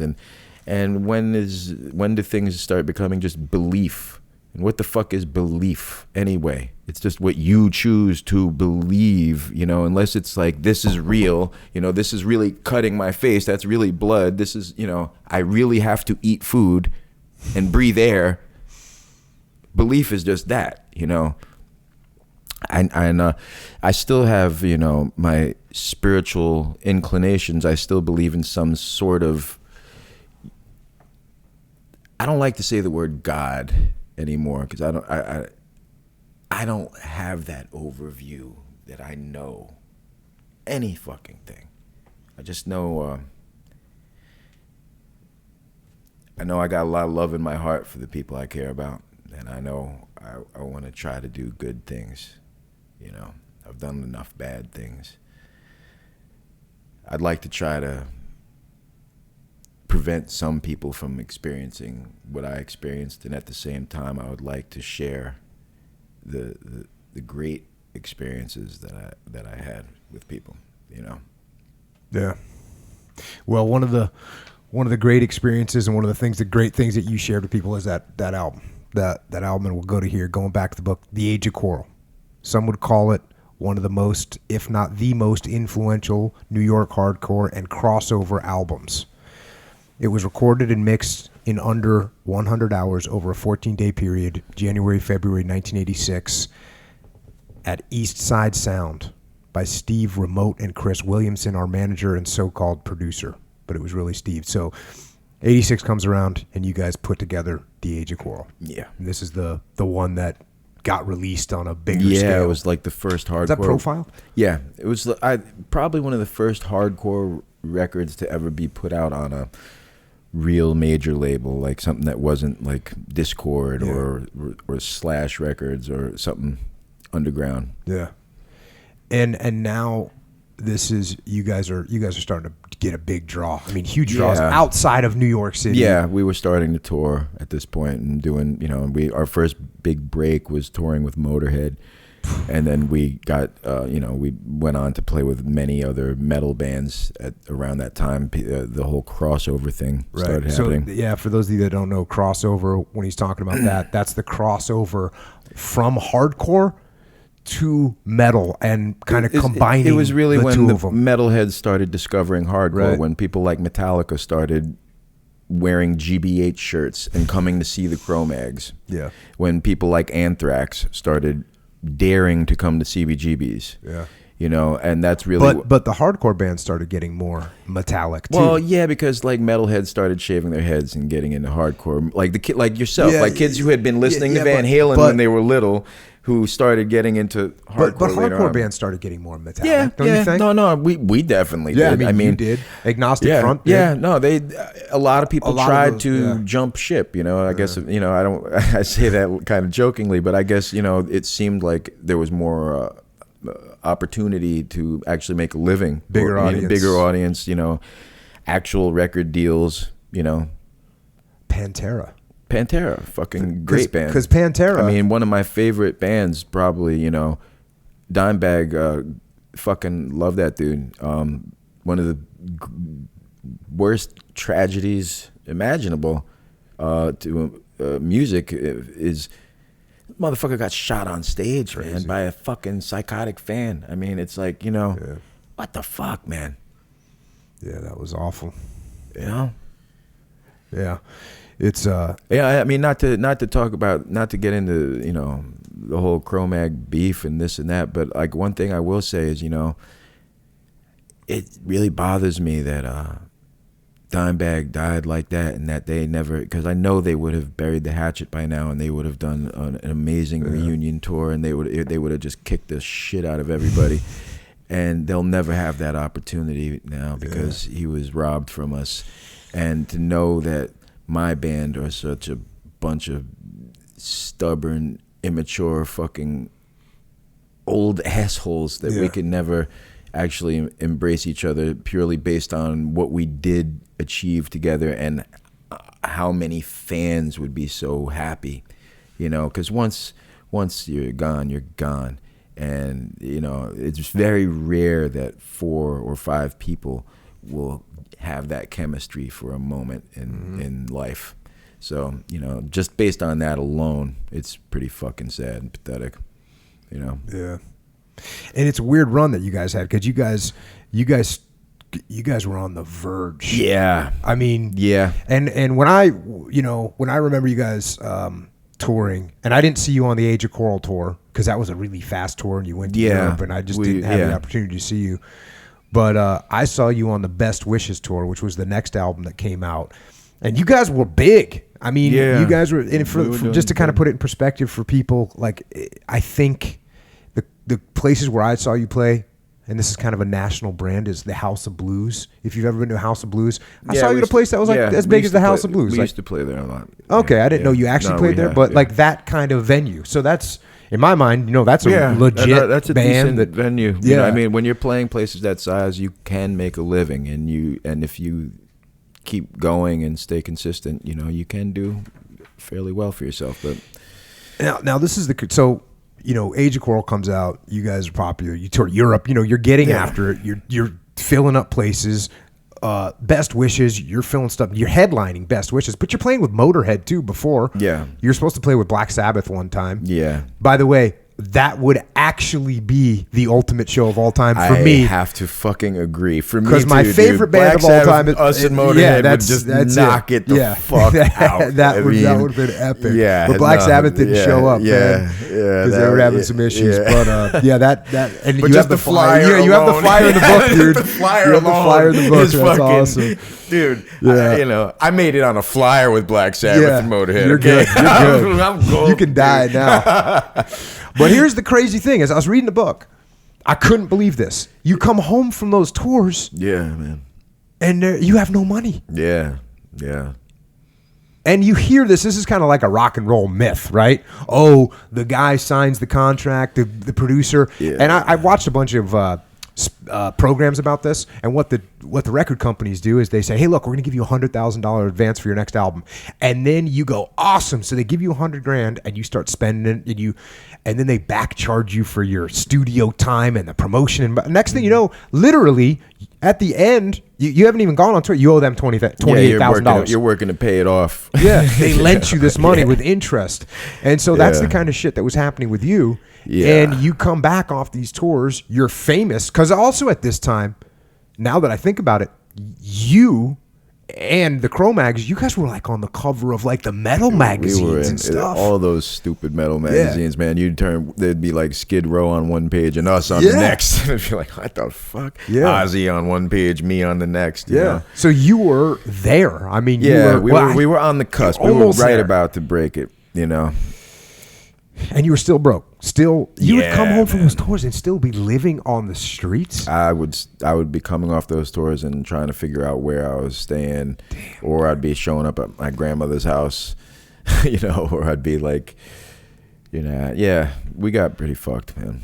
But, you don't know what you don't know, So it's like when you're a kid and you ain't got no guidance, nobody looking out for you, you make a lot of mistakes. Yeah, and also back then they had a much better monopoly. The The companies industry, here they nowadays really knew how to screw you. You can back say, then. oh, you know what? I'll just make my own record, and Yeah, I'll be able to distribute it through the YouTube internet and this, social that, media and blah, all blah, this blah. other stuff. That would have been helpful in those days as far as But I think that the internet and everything has also really kind of fucked music up because it's like people don't have to have any lineage or any connection to their roots anymore. It's like people who don't know anything can just Google it and cut it and paste it and call it their own, and the next thing you know, they're an artist. And it's like, no, you're not a fucking artist. You're a fucking cut and pasting motherfucker who hasn't ever actually experienced a fucking thing, and you don't even know the history of what you're imitating. You just know that you're into it right now, so you're imitating it right now. The other crazy thing is, it was hard to get like these records when I was a kid. Yeah, you had to know. You couldn't order them. You No. had to like get somebody that was gonna go to New York and, hey, if they have this album, can you pick it up? Will you for go me? to Bleecker Bob's and Yeah, grab it? yeah. We go to Bleecker, and it was like that. You Yeah, couldn't just. yeah. But nowadays, you can. If you say, "Oh, the Cro-Mags are cool," because I heard a song. You put them into Google. You get Cro-Mags. You get every other band that's been related to them. You get bands that sound like them, and you can just download them all immediately, Yeah. and it's no factor. It's kind of crazy. That's why, for me, like, how many total record albums I had, and I loved music. I probably had like 80 records, right? 80 records. On my computer right now, on my phone, I probably got 10,000 records. I got all kinds of songs, right? Every band that's ever existed, I got them on my phone. Dude, and you would shit if you saw my fucking vinyl. I bet you it was Dude, sick you one, huh? would shit. You would fucking be like, like a kid in a candy store, man. You fucking, because I got everything from back then. I got it all. I got like Motorhead test pressings. I got like, you're one of those guys that goes out and gets test pressings. I was watching some video with Rollins, because Rollins has. Yeah, no, dude, he has my first single. He bought it from me. When, he's like, I think he might have one of the most epic record collections. Probably, some of the stuff that he likes weird stuff too. Yeah. He likes stuff that I wouldn't want it, but he's got first pressings, test pressings. He's a freak. Yeah, he's and he's got money too. Yeah, he's a good dude, man. Yeah, He's super cool people.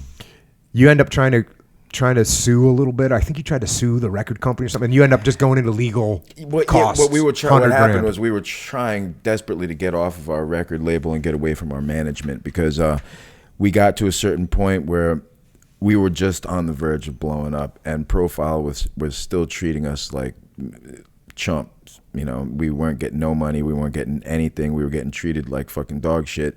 And someone who was working at Elektra was interested in signing us. So we were like, Elektra, Metallica, here's our fucking shot. So we got into... Because Profile was like all big, metalish, right? No, Profile was actually a hip-hop label. So what they did with us was really kind of... out there, because they had, their big band. Isn't it like Century Media? That came after. No. Profile was big for Run DMC. Okay. That was who and then like Rob Bass. It Takes Two. It Takes Two. That was like that was their hits. Run DMC was their main shit. Speaking of crossover, Run DMC. Yeah. They brought the metal, the riffs. Yeah, I mean, those guys were great, man. I saw that. I saw them play so many times back in the day. I remember seeing them with the Beastie Boys at the Garden, and that was a fucking great show. It was fun, man. It's like all the Beastie Boys brought all like the little white kids, and Run DMC brought all the black kids, and the black kids were just walking around robbing all the white kids. I'm just sitting there fucking laughing my fucking dick off, like watching people just get yoked in the fucking aisles. I'm like, this shit is hilarious. It was funny. Oh, damn. So you were trying to get off that label. Yeah. And trying to get on to Elektra. Damn, because Elektra was huge. Yeah, right? yeah, that would have been a good move for us. But Profile didn't like us, and they would have rather taken, you couldn't offer them enough money to give us our freedom. They were like, fuck these dudes. Damn. Yeah, we had some issues with some of the head people there. And then you end up with Alpha Omega. Yeah. And by the way, I didn't say this, but you sang on Best Wishes. Yeah, I sang on like half the albums, more or less, And then me and John both sang on Alpha Omega. On Alpha Omega. And I got to read this from the book because I got a kick out of it. Oh, boy. Here he goes. Back to the book. You know how you can always tell when a heavy band is starting to lose their edge when they start using a fucking keyboard? Yeah. We did that. All right, to be fair, I was eating a lot of mushrooms at that recording session. So, like, things sounded a little bit different to me, and the keyboard sounded cool, man. I was eating all kinds of mushrooms and drinking mushroom tea, and I was like, yeah, that shit sounds cool. Yeah, roll with that, But see, at least I can look back and laugh at myself. It's like, if you can't fucking laugh at yourself, man, you're an asshole. And some other, I think I might have breezed through it, but there's another point where you're talking about how Spinal Tap-ish, like all this, and even that's Spinal Tap-ish, right? When you start venturing out. No, the whole shit. Yeah. Stonehenge. Yeah. So, do you want to hear something really fucking funny? I mean, Me and Doug watched Spinal Tap with John one time, just to show you a little bit about his intellect. All right, we're watching about halfway through that movie. John turns to me and Doug and goes, "Yo, man, these guys suck. I've never even heard of them. Why did they make a movie about them?" Me and Doug just look at each other like, this motherfucker thinks this is a real documentary. Oh my fucking. Anyway, sorry, I had to. Hey, you know what? I've seen Spinal Tap twice live. Oh, I saw them once. Yeah. I have a Spinal Tap lighter. Yeah, that's what's up. I brought my wife, and when they play Big Bottoms, they all play bass. Yeah, the whole band gets out basses. Yeah, that's why. That was a fucking brilliant fucking movie. No, but I remember like being in those clubs where you're trying to find the stage. You're walking around. You're like, all right, Cleveland. All right, Cleveland. You're like fucking walking around. You wind up outside the club. You're like, where the fuck is the stage? Yeah. Now, you're still struggling. Going through all this stuff. You know, I struggled up until pretty much not that long ago. Until 2 weeks ago, like I said. You wrote here, before I get into this next chapter, I'm telling you that I had to lose a lot of stuff from this era because I have kids now and I don't want them to know exactly how insane things got or to think I'm a worse piece of shit than they already will or do. But again, this is proof that you can plummet to the bottom of the worst depths of hell and still come back and try to become a better person. There was enough filth, drugs, orgies, violence, and crime during this period to write a book about nothing else. As insane as it was and as much fun as I thought I was having, deep down I was looking for a way out. I think that's why I took everything to such an extreme. I don't think I cared if I lived. There were times I don't think I wanted to. I'm not proud looking back on it now. If anything, I'm surprised I survived. Heavy. It's fucked up here and you read that shit, bro. Like, it makes me go, ooh. But yeah, man, it's true, you know. You know, I've seen some of my friends that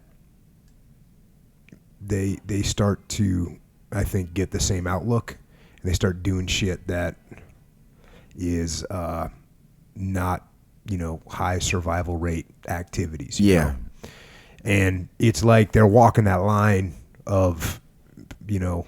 Well, it's kind of like you want to die, but you're not going to take the pussy route and kill yourself. So you're just going to do everything you can to kill yourself without actually putting a rope around your neck. So instead of putting a rope around your neck, you put a rope around your arm and stick a fucking needle in it, or, you know, smoke dust until the world is just a fucking illusion, you know.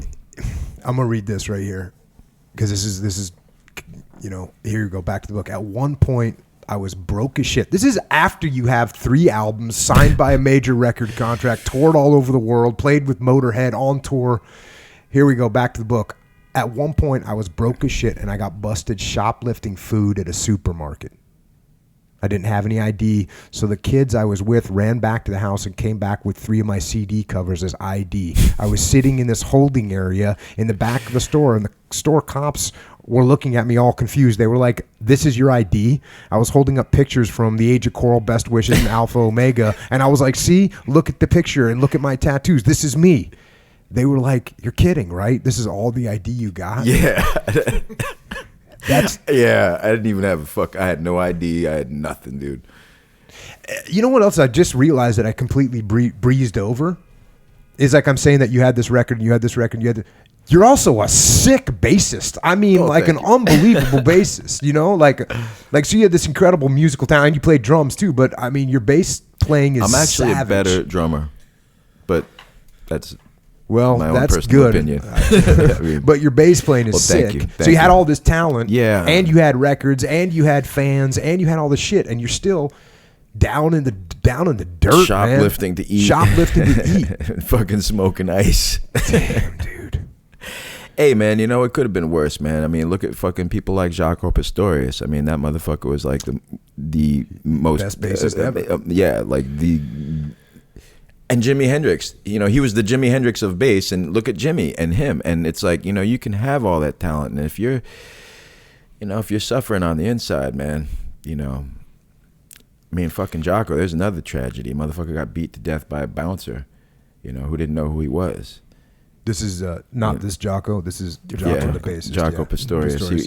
He actually tried to get up on stage at a Santana show because he was friends with Santana, and he tried to get up on the stage, and he was so fucking messy at the time that nobody could recognize him, and the bouncers threw him out, and he kept being belligerent, and they beat him to death. You know, so it's like you can have all the talent in the world, but you know, it's sad because really the people who have that gift usually are people who are really emotionally. Well, that's why they have that gift, because they're so fucking emotional. You know, I think. Yeah. You No, know, that definitely. and that can really become destructive if you don't have a positive place. Like if you're really, the only times in my life where I haven't been all fucked up on drugs was when I had something constructive to do, something that gave me a purpose.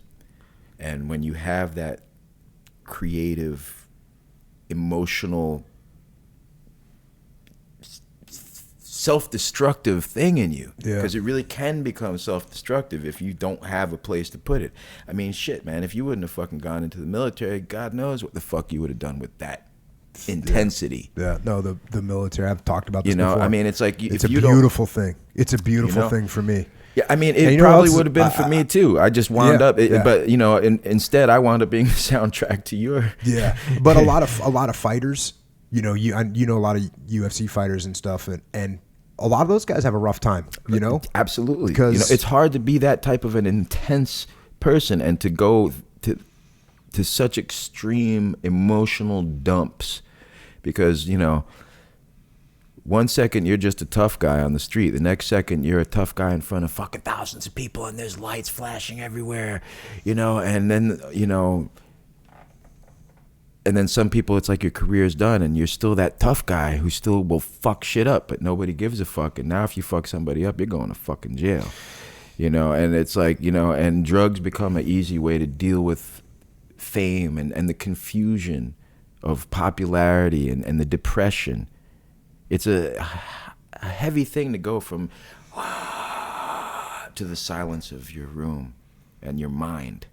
There's a buddy of mine plays in a band called Slightly Stupid, and they're actually a big band, and they play they're from San Diego, and one of the guys, and he was, you know, we were just, you know, he's got a little kid, he's a normal guy, but he plays in Slightly Stupid, and he was, you know, they just got back from tour. And, you know, I just said something to him about how was it? And he goes, man, it just never gets old, you know, getting up in front of 10,000 people that are singing your songs, man. He said it's just like unbelievable, man. I tell you, man, I haven't been on tour in a really long time. And the last time I gigged out, I think the last time I did a tour was like 2011 or 12. And then a lot of shit went south in my life. Go figure. And I needed time to pull myself back up and get my shit back together. I'm going on tour in about 9 days. I'll be playing in Berlin first. I'm going to be playing a bunch of shows in Germany. I'll be playing in Venice, in Italy, and I'll be playing in Switzerland, I believe, in Belgium, and the UK. I'm going to have about 12 or 13 shows in 13 or 14 days. I'm really, really looking forward to this. I'm not looking forward to driving 5-6 hour drives. I'm not looking forward to not sleeping in my bed. I'm not looking forward to not waking up next to my wife. I'm not looking forward to all that shit, but I am really fucking looking forward to doing my thing again. You know, I got so involved with Jiu Jitsu and teaching Jiu Jitsu and stuff that music actually started to take kind of a back seat, especially when I had my kids and I really couldn't tour and stuff anymore. Well, it was a choice I made. I mean, I could have done whatever the fuck I wanted, but I chose to be there for my kids. Now they're older and so on, and life is has made this possible to do again. I can't wait, man. And you know, there's affecting people the way you do with music. It's you make a connection. You know.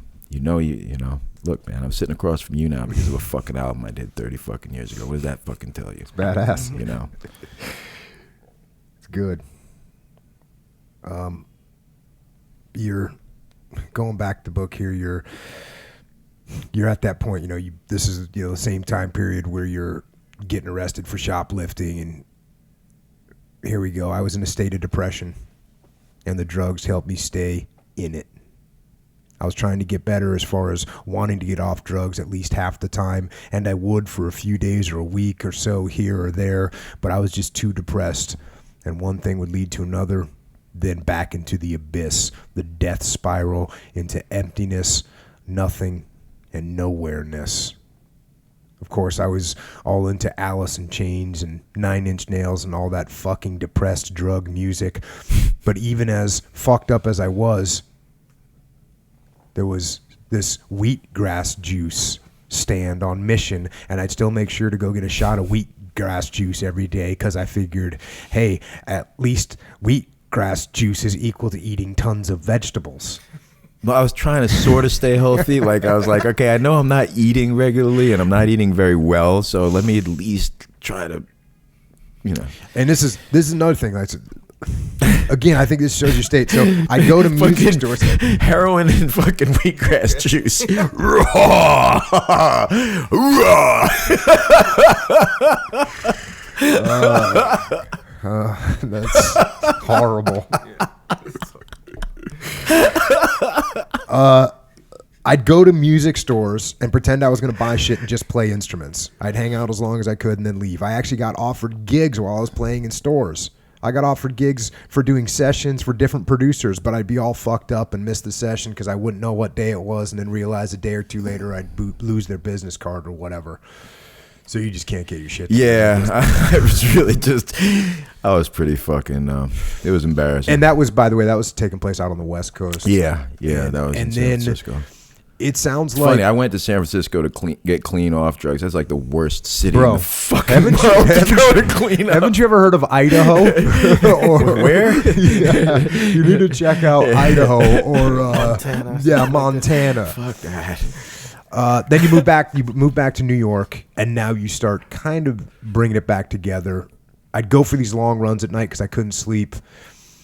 Your girl lived down by the Twin Towers, and I'd run from there to Central Park and back. On the way, I'd stop by Coney Island High on St. Mark's Place to see who was hanging out for a few minutes, say hi, then keep running uptown to the top of the park. I'd run a few laps around the reservoir, and then turn around and head back down. On the way back down, I'd stop at Coney Island High again, and there would be the same people.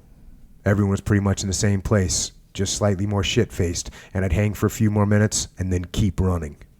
It was kind of good to see that as I was getting my shit together, to see all these people not really doing anything but standing around getting fucked up as they got older and did nothing with themselves. It gave me motivation to keep my shit together.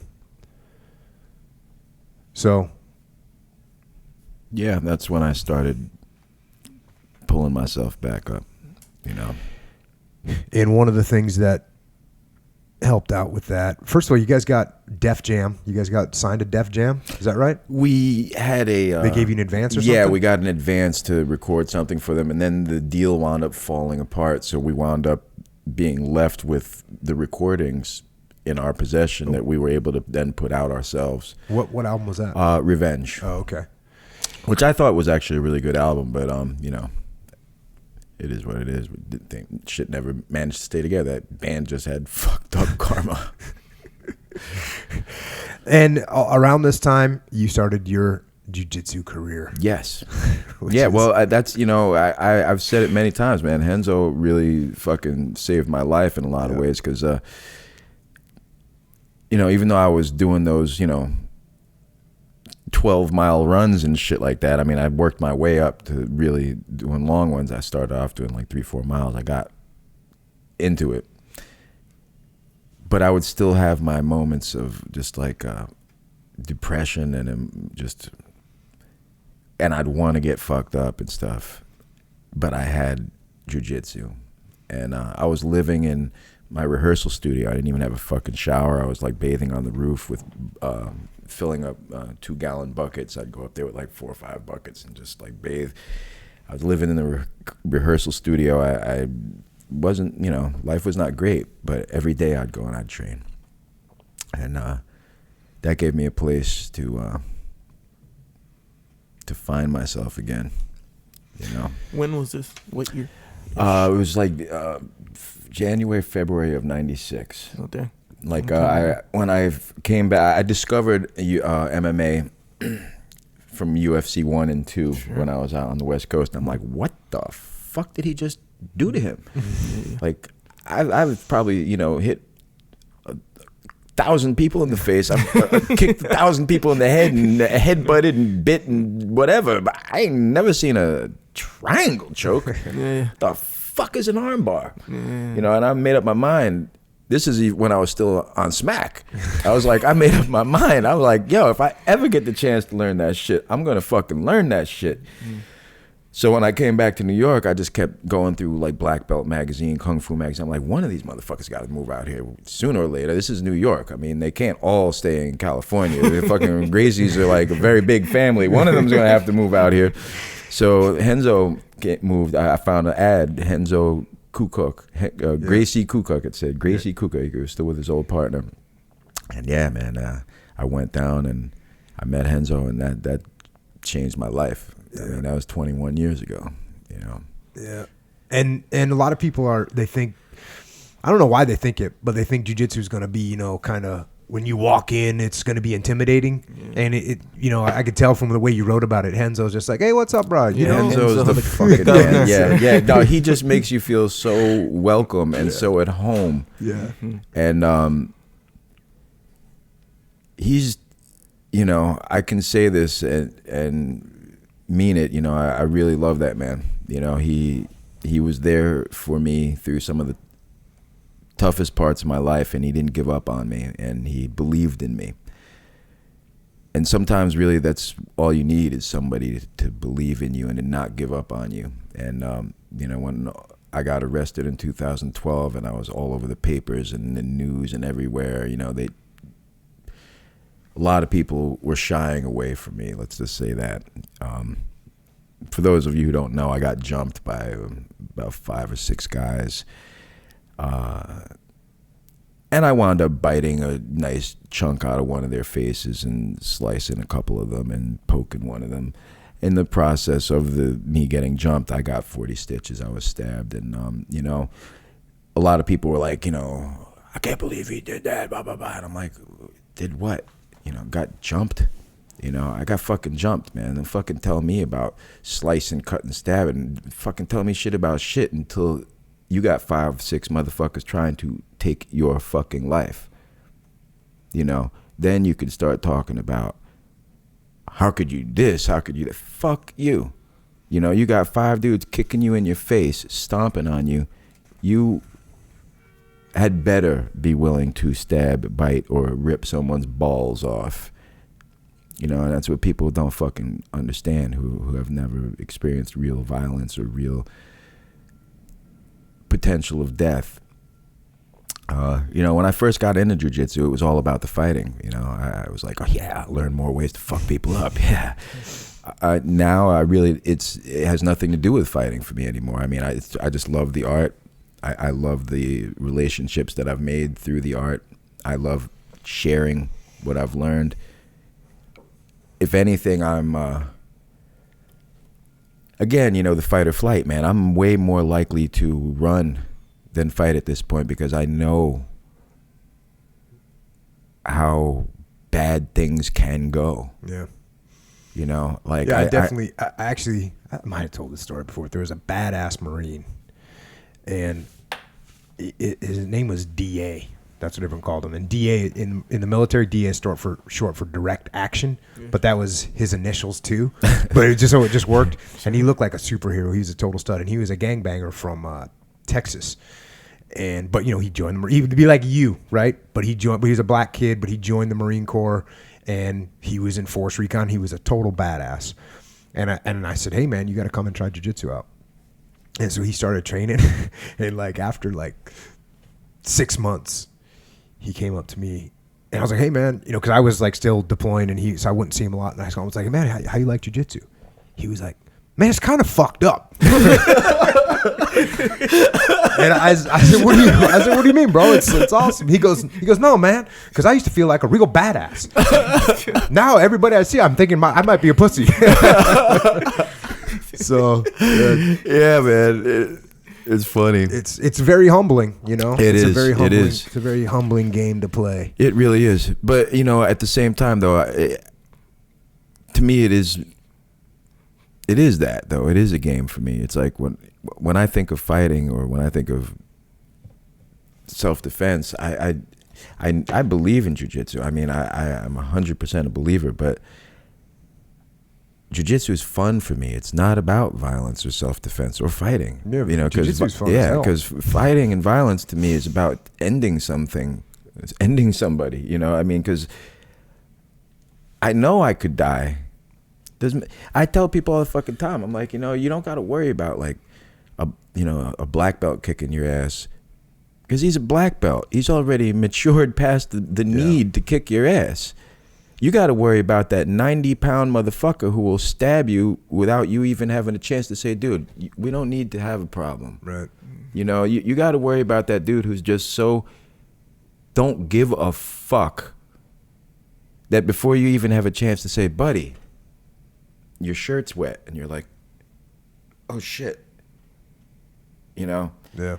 And well, we've talked about that on here. You know, people say like, oh, I was gonna get into this guy said something to my wife, what should I have done? I'm like, just grab your wife, go home, and buy her, you know, a nice dinner. And say, honey, I love you. Yeah. you know, it's not worth getting stabbed in the neck. It's not not worth having to stab that junkie in the neck either. And I just know from my own experience that there's always the potential that it could go to that extreme. I don't think for 1 second, because I'm a jiu-jitsu black belt, that like I'm just gonna submit this guy and hold him down until the police get here, because you know what, that guy may have 2 other friends standing in the shadows behind you, or that guy may fucking start stabbing you when you're looking to fucking, you're trying to, you know, submit him, and all of a sudden you're like, why is my t-shirt wet? Well, you know, why is my pants wet? Oh my god, that's fucking red. You know. I mean, that's just life, you know. That's why you know. Now, as good as jiu-jitsu is and as good as you felt doing it, you go on tour, and just before you go on tour, you break up with a girl at the time. Yeah. Blah, blah, blah. Back to the book. Without the feeling of being needed, I didn't feel as I had much purpose in my life. I started falling back into fuck-up mode. I was seeing several different chicks around at that time. Actually, sorry, I don't mean to interrupt, but hey, you wrote the book. Yeah, if no, it's but wrong, I'm just going to say, no. I'm correcting you.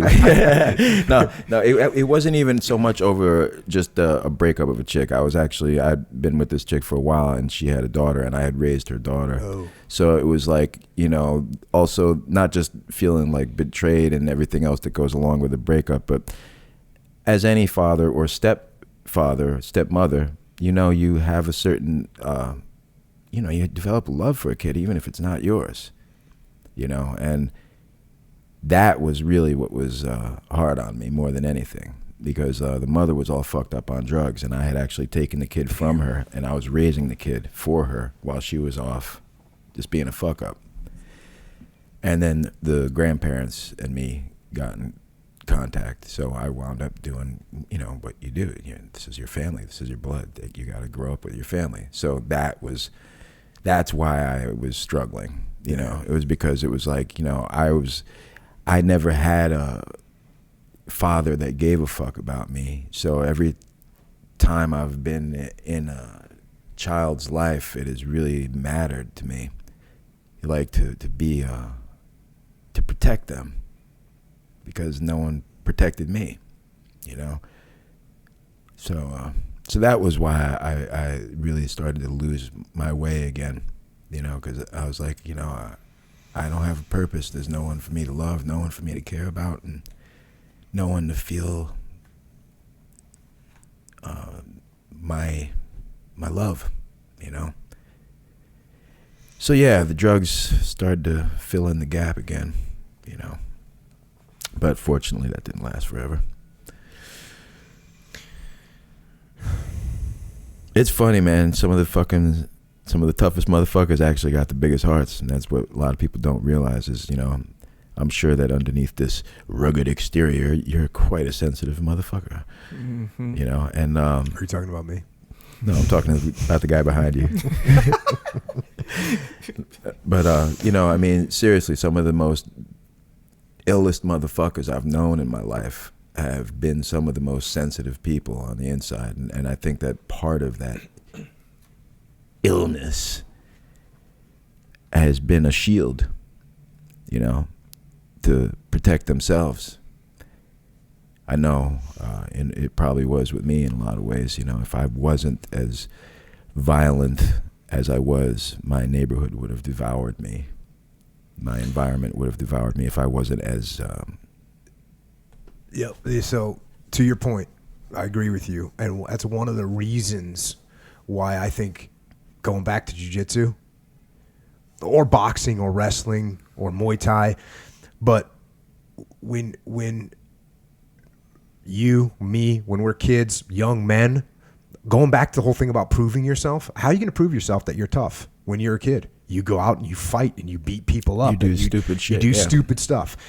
When you do jiu-jitsu, you know you're tough. And you know when you look at some guy in the street, you're like, hey, that guy might stab me, but if he doesn't, I will choke him out and it'll take me 15 seconds. So I don't have to do anything to prove. That's why I think it's, for me, and I think it was Tim Ferriss asked me this question. He's like, what makes a man or something like that? And I was like, to your point, for me, learning how to fight. So learning jiu-jitsu, getting married and having kids, and going into combat. Those were the three things that I was like, okay, those three things, they were evolutionary to me. And they were the three things that happened where I said, okay, I don't have to walk around trying to prove myself to this guy or that guy. I know how to fight. I don't even need to impress that girl over there. I got a girl, you know, and I got mouths to feed, so I can't act like an idiot. And I know I'm not a coward. And if shit goes down, I know that I will do the right thing. I know that 100%. So those were the things that to me gave me like security as a man. Mm-hmm. And so it's the same thing that you're saying, how, you know, when we're young and you're out there just to try and prove and protect and shield your emotions. Your sensitivity. Yeah. That's what you do. And so a good way to get over that, in my opinion, is instead of having to fake it, you learn it for real. I wish I would have had jiu-jitsu when I was a young kid. That would have helped me immensely, you know? Yeah. Well, I mean, just one person I'll just mention briefly is Hyan Gracie, another brother that I truly loved, and you know, he died in 2007. It was very tragic, and here's a guy who was feared by 99.9% of the people that knew him, and the 1% of people that knew him fucking loved him. And he was, you know, it's like I'm saying, like, you know, you got these people who are fucking dangerous motherfuckers. You don't even want to look at them wrong or for too long, you know. Yeah. But if they fucking love you, man, nobody better fuck with you ever. Well, you got a part in the book where you're talking about he came home, he fought in Japan. Comes home and he gives you, you know, you just had your first kid. He gives you $2,000. Yeah. Not for nothing, just for being you. And I didn't want to take it. And he's like, shut the fuck up. It's for the baby. You know, I mean, I know motherfuckers my whole life who didn't do that for me, you know. Yeah. You know, Dean Lister, who's you know one of my friends and training partners and all that. But he's got some funny stories about Hyan, and he's like, Hyan was fucking crazy. You know? Like Hyan's. No, he was a crazy motherfucker. But to be honest though, I never had any crazy experiences with him because I feel like when he looked into my eyes, he knew he didn't have to prove anything to me. Yeah, you guys kind of counted it out. What's that called? There was canceled each other. Well, it was like, you know, I don't have to prove I'm a badass to you. You don't have to prove you're a badass to me. Let's just go out and chill. That's good. You know, we'd go out and like go to stupid movies, like, you know, we go out and just work on his English. You know, like I never, you know. Yeah, we had fun, you know, but we never like got in brawls and got, you know, rah. You but know? I mean, you know, he died. And he got arrested. It was a whole bad scene. Situation. But you know, again, it's like, you know, this is somebody who is very emotional, and sadly, you know, like many people, started using drugs as a way to deal with shit, I guess. I don't want to say to deal with shit, but maybe just as a little bit of an escape. You know, you got to figure what kind of fucking, you know, I mean, his favorite song was A Boy Named Sue by Johnny Cash, and he really felt like he was living that life by being him, you know, with the name Gracie and having to be, you know, always having to step up, always having to prove himself, and always having to be a badass. And I think that when you're forced to react and deal with things on that level all the time, and especially when you are actually a nice person at heart, or a sensitive person at heart, when you're forced to always take that stance, that shit's a fucking tough one, man. You know, that's a hard road to travel. And, you know, I always have him with me. Always. I always have him sitting on one shoulder and Henzo sitting on the other. And, you know, when I am confronted by, you know, serious shit, I think about, you know, how one would react and how the other would react. And then I try to find my own sense in there. Yeah. Yeah, I mean, it's Hyan's kind of a classic example of everything that we're talking about. I mean, yeah, for all practical purposes, you shouldn't be here right now. You should be there's either no dead or in fucking- jail or whatever. Yeah. And he did some shit that was going down the same path, but he didn't make it through the path. You know, and that's the thing, man. I feel really fortunate that I had music, because I think that it gave me a tool to it gave me a paddle to row my way through the shit. But it also came with its own load of shit. Yeah. You know, it's funny because, you know, I probably should have encouraged my kids to learn more about music and be more musical, but I encouraged them to be Jiu Jitsu guys, because I felt that, you know, MMA is way safer than music. It's a better. You know, there's less off roads there, you know, man. Yeah, less it's bad like, exits you can know, take. You might get punched in your face a bunch of times, but at least you won't. You know, at least it won't be life punching you in your face. Yeah. Damn. You know. And there's, you know, all kinds of drama around it. You described it again as Spinal Tap. You know, just the rock and roll crap. Cro-Mags comes to an end for the most part, and you end up putting out a record, Harley's War. Yeah. And good rock and roll music, baby. And now, and also during that time, you had some kids. Yeah. And, you know, you met the mother of your kids, and she wanted to go to school. And so you took off some time to just... Yeah, I pretty much put my musical career on hold, you know. To take care of your kids. Yeah. And, you know, one of the paragraphs that you wrote in here is awesome.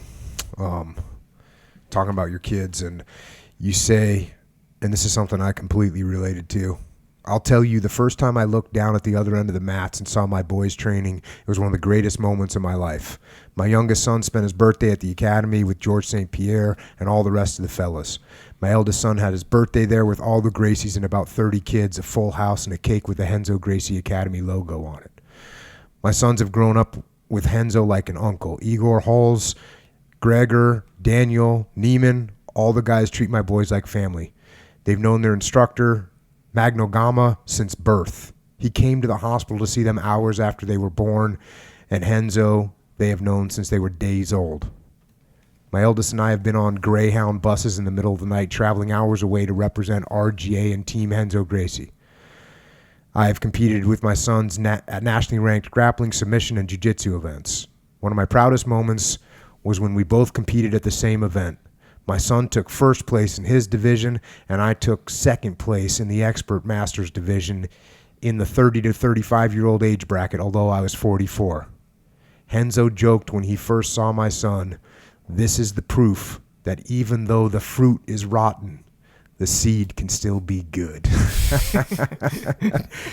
That's yeah. we all know that one. And you know, I guess it's when you see your kid doing anything that you love doing, and get to see your kid do it. Echo, you got that in your future. When you see your kid, oh yeah, you see your daughter on the mat right now, and that's cool. When you see your kid like training, and I'm to the point right now. My son's a big kid. He's 14, but I can roll with him, man. Like legit, I can roll with him. He's taller than me. Yeah, he's Dude, my 14-year-old's 6 foot, $180. Yeah. How does that even happen? Me. Yeah. And it's awesome when you get to train. And you know the other thing I noticed, well, I surf, and with my son, as good as it feels to surf, like as good, there's a really good feeling when you surf. As good as that feels, it feels just as good, if not better, to be paddling back out after catching a wave and see my son just getting after it. It's just, it's so awesome. It's like sometimes you sit there and watch. I was like watching him, and you try to like contain yourself, but groovy. It's just it's just so awesome. It's so cool. And you see, and I got a bunch of daughters too, and seeing them do when you see your kids kicking ass at stuff, man. It makes you feel fucking good, Yeah, I mean, you see them doing positive shit, especially, man, because God knows, I mean, I've done so much negative shit that when I see my kids doing something positive, it makes me feel really good. Going back to the book, talking about your dad, my father died from a fire. So your father, and we didn't talk about him much. He'd gone away, and then he'd like had intermittent contact with you over the years. Well, actually, once he was out of my life, when my mom left him when I was real young, I never saw him again, and I only actually spoke to him twice on the phone. I got like one letter from him, and it was like 1 or 2 pages and a cassette of him playing guitar in a halfway house, and basically just apologizing a lot, and yeah, he knew he made a lot of bad choices, but it's fucked up though, because he was all, he was fucked up on heroin, and he was an alcoholic, and he actually like kicked my mother in the stomach when she was like very pregnant with me, and yeah, that's how much he didn't want me. So,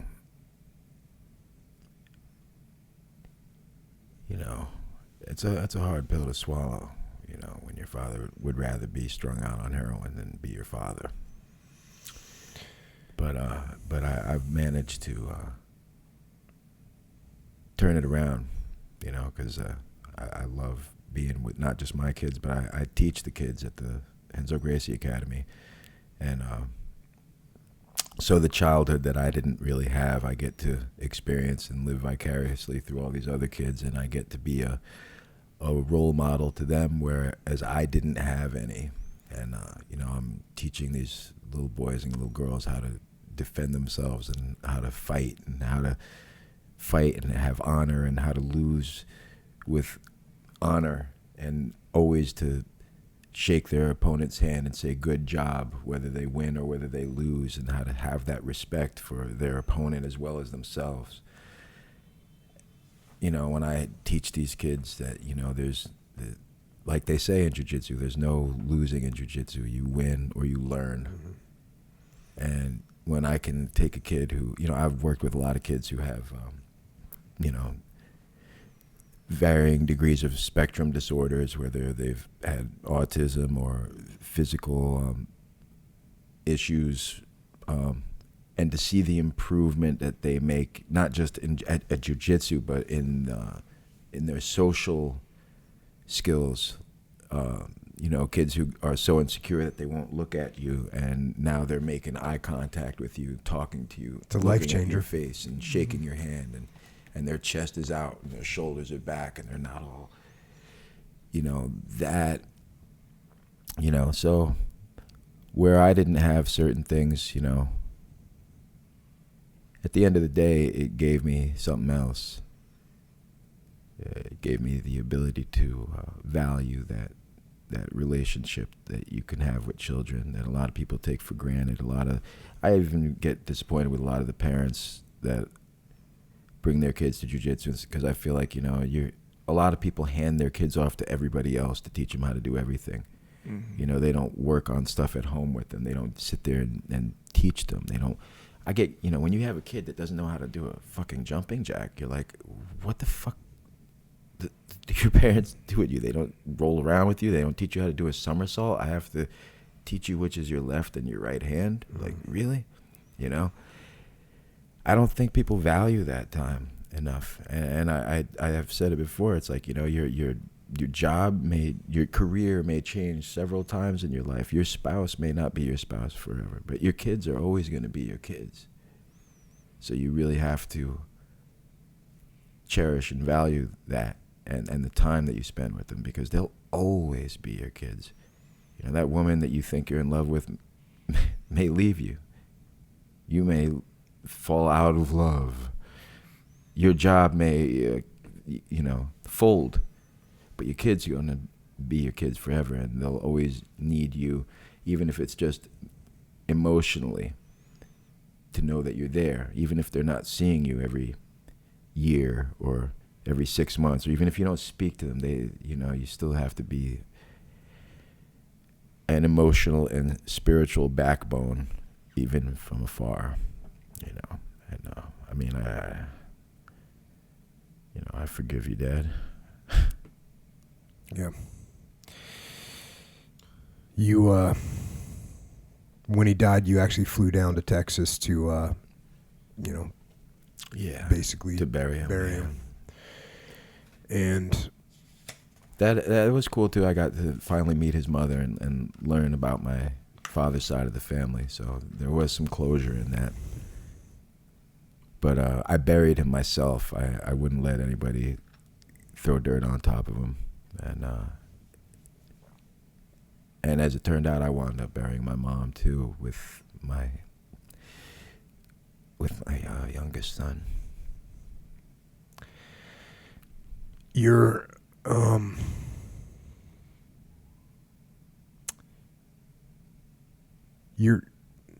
now, you were kind of wrapping up this book when you were writing it, and you kind of closed it out, and when you closed it out, you said this at the end of the book. I guess part of being a father is learning how to eat a certain amount of shit.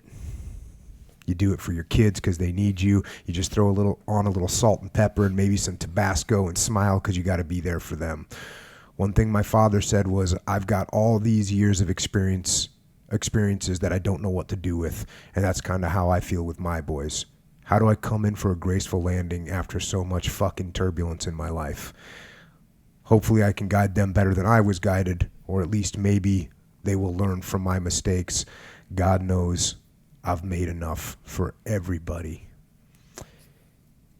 And if I remember correctly, that was the kind of the end of the book, and then you were moving on, and then 2012 comes along, and there's like a hardcore fest. They're kind of bringing back I don't know if it's like a reunion fest, bringing back a bunch of old bands, and the Cro-Mags.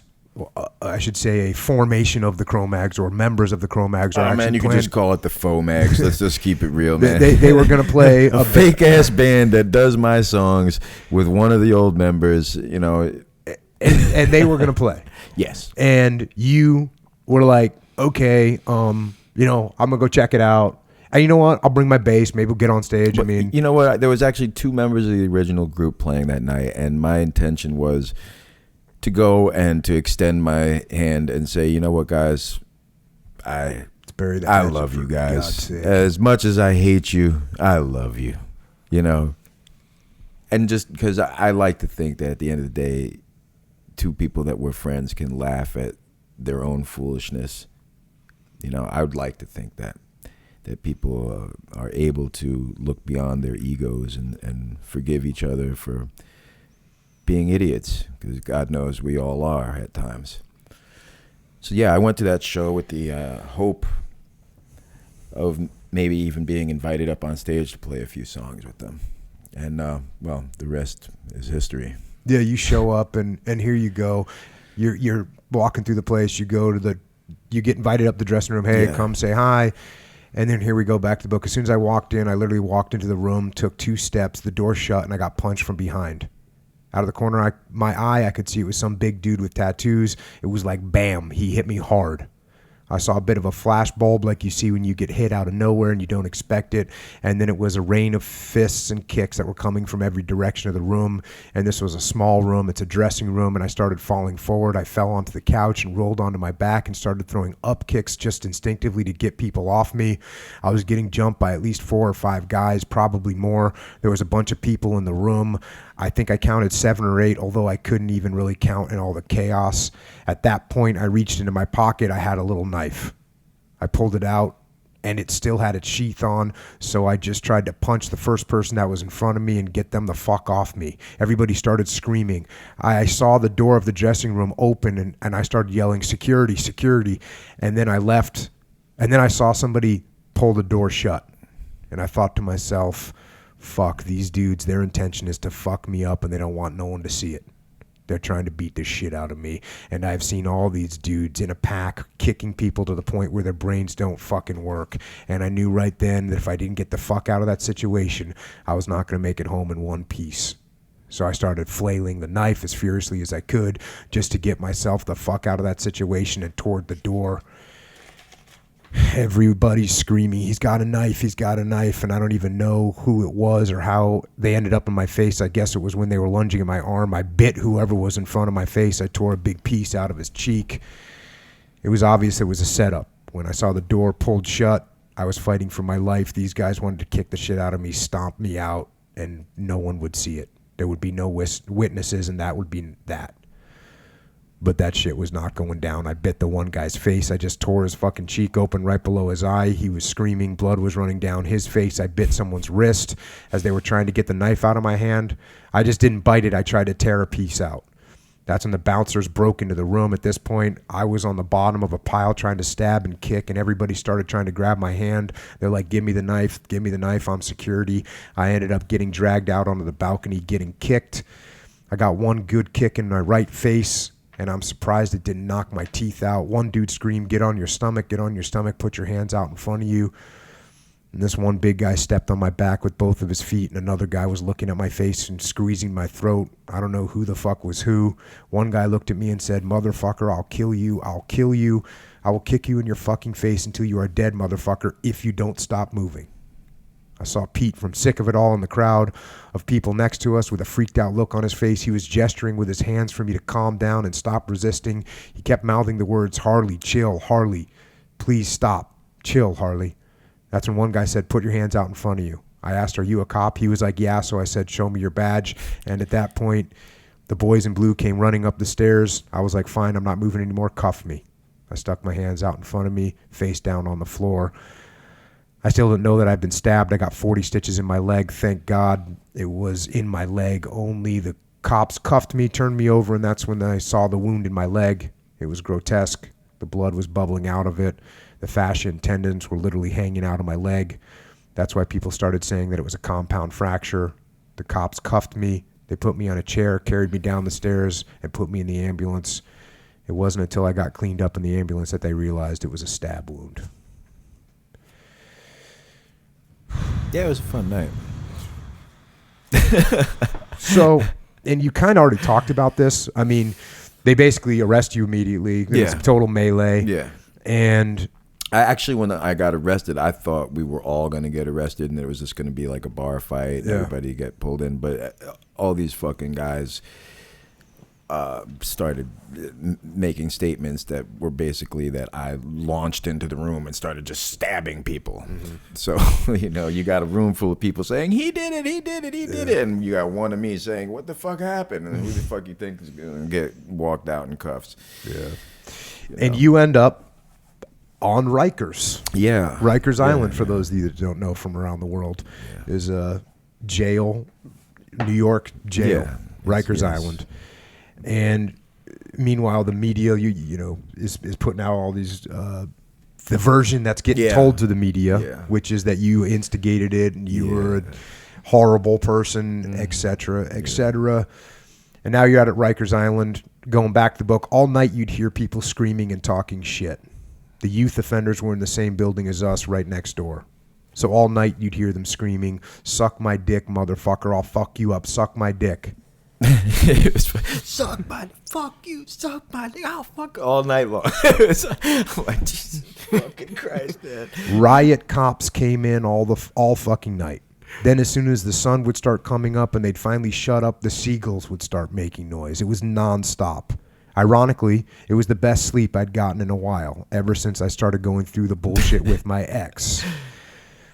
My life had truly become a nightmare. I remember at one point I was looking out through my window through the gates.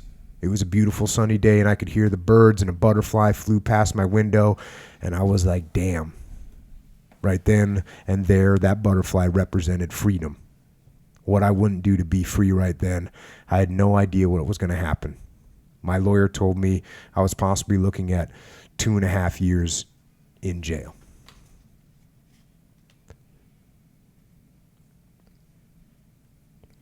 Rough. Yeah, I remember that butterfly very vividly. Papillon.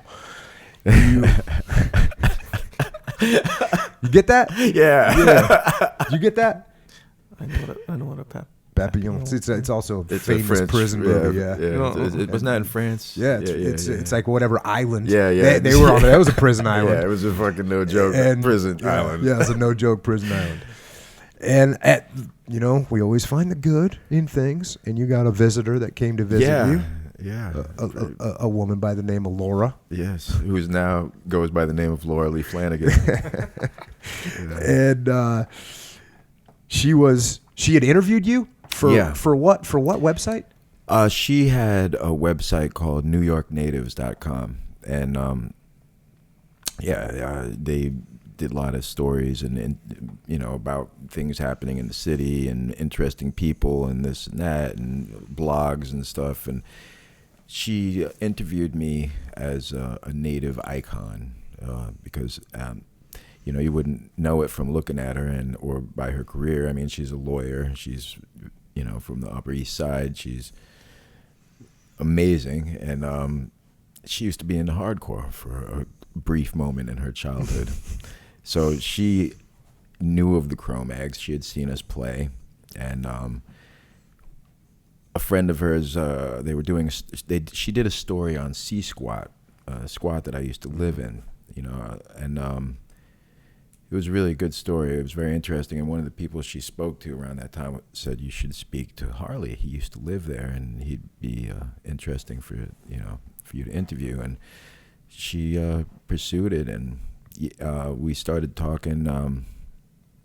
We did the interview, and I started sending her some chapters of this book that I was still working on at the time. And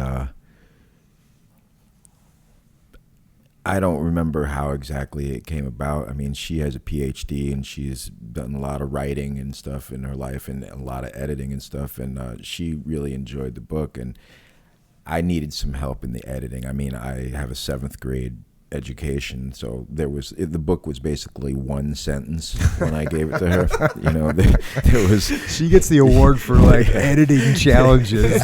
No shit. I mean, it was one. When I met her tonight, I was like, "Yeah, you edited the book," and then because I was an English major too, and we had a moment of I gave her a moment of mutual respect and admiration for her efforts. You don't know how much she imagine. needs. I mean, this book it's like 300 pages. It would have been 1,000 pages. Dang. And it was, like I said, it was one sentence. and we literally had to okay, we've got 10 stories about fighting now. Can we lose these other 20? Okay, we've got 10 stories about almost overdosing. Can we lose the other 30? Okay, we've got, so there was I mean, it would have been a fucking endless book. I mean, right. I took a lot of fights and a lot of drugs and a lot of rock and roll dumbness and just a lot of actually good stories. Didn't make it in, But I think we got left with a pretty good picture of everything. Everybody. It's actually funny because when I had the book signing, a lot of people that I went to school with in 5th and 6th grade from my neighborhood showed up, and they were like, "Dude, you nailed it, man! You described the neighborhood so perfectly." And the funny shit is actually one of the hitmen, the guys from my block, was at my book signing, and I actually asked him. I was like, "Dude, who the fuck was Pigman?" And he's like, oh man, that was Crazy Eddie. And Crazy Eddie was a brand of PCP we all used to smoke back then, so I'm sure that's why he got the nickname. But he's like, yeah, man, you know, he got an auto body shop now, grandkids, blah blah blah. I'm like, word, you know. I'm like, tell him I said, what's up, you know. But it was funny because literally, like, all that actually mattered more to me than the reviews of the book was when I had people who were shared those experiences and people who grew up in the neighborhood. I mean, even more so than the Cro-Mags parts of the books, like the people who are like, yo, you fucking nailed it, man. This is exactly what the city was like. I try to tell people all the time and they don't get it. So I bought them a copy just so they could fucking see for themselves. That was when I knew that I nailed it. You know, that was it, you know. There was a couple publishers that didn't want to put it out. They were like, "Yeah, we can't touch this." Yeah, shit. no, I This can is- imagine. hey, You know how your wife had to lose like 20 fight stories, and I had to do for this podcast. I got rid of it. You know, we discussed a fraction of the crazy shit that's in here. No, I mean, we haven't even touched. I mean, we could sit here and talk for the fucking till tomorrow, and you know, but I do. You know, the book gets it across, and that's why. Like I said, I thought I was familiar with the hardcore scene, and factually, I mean, I went to CBGB's, I don't know, hundreds of times when I was a kid, and all shows all over the East Coast, Boston. But I still didn't recognize that there was this much chaos. And speaking of chaos, I'm going to go back to the book here. You're sitting in jail, and here we go. Because of all the people talking shit and trying to frame me, the record label I just signed with was having second thoughts. Everything was coming to a head, and now I had to prepare for a court date, facing 4 felony counts of second-degree assault and weapons charges for biting and stabbing people. If there was ever... And I teach the kids. If there was ever a time that I was about to lose my shit, I'd have to say it was around this time. If there was ever a time someone would relapse into drugs, alcohol, or some self-destructive shit, it was a time like this. I actually went out and got drunk a few nights, which I hadn't done in a long time. I was really depressed. I was really at the bottom. I could have easily spun out of control, but I said to myself, fuck that. I'm not going to let myself go and do that to myself or my kids or give in and give the satisfaction to my enemies. I'm a black belt. I have more control than that now. I'm not who I once was. I'm stronger than that. And then the next court date, I wound up getting an adjournment. Again, because they didn't have a case against me, and again, it got pushed back while the DA continued to try and build it, until finally, in December of 2012, they contacted my lawyer and said to appear in court on Friday, December 14th, when the entire case was dismissed. Yeah. And, yeah. You, at that point, you know, you kind of get back on track. Yeah. And you're teaching jiu-jitsu, like you said. And there's a good quote here when you're teaching jiu-jitsu after you had the incident at Webster Hall. And one of the parents said, you know, so here he comes back to start teaching the kids class again after he's been all over the front page of all the papers and stuff. Everybody's looking at me like, oh shit, man. You know, I walked in the academy and like half the people were like super happy to see me, and the other half looked at me like like a gunslinger just walked in. Like I was like, you know, fucking Wild West. One of the moms was quoted as saying, "Well, at least I know my kid isn't getting taught jujitsu by a pussy." Yeah, that was fun. That fucking made Henzo laugh. And yet, there's still hard times because at this point you're losing custody of your kids. Yeah, and that was, you know, that's, you know, I got to tell you, I mean, that has been the biggest trial and tribulation I've dealt with, and obviously I've dealt with many, but you know, especially someone who didn't really have responsible people like really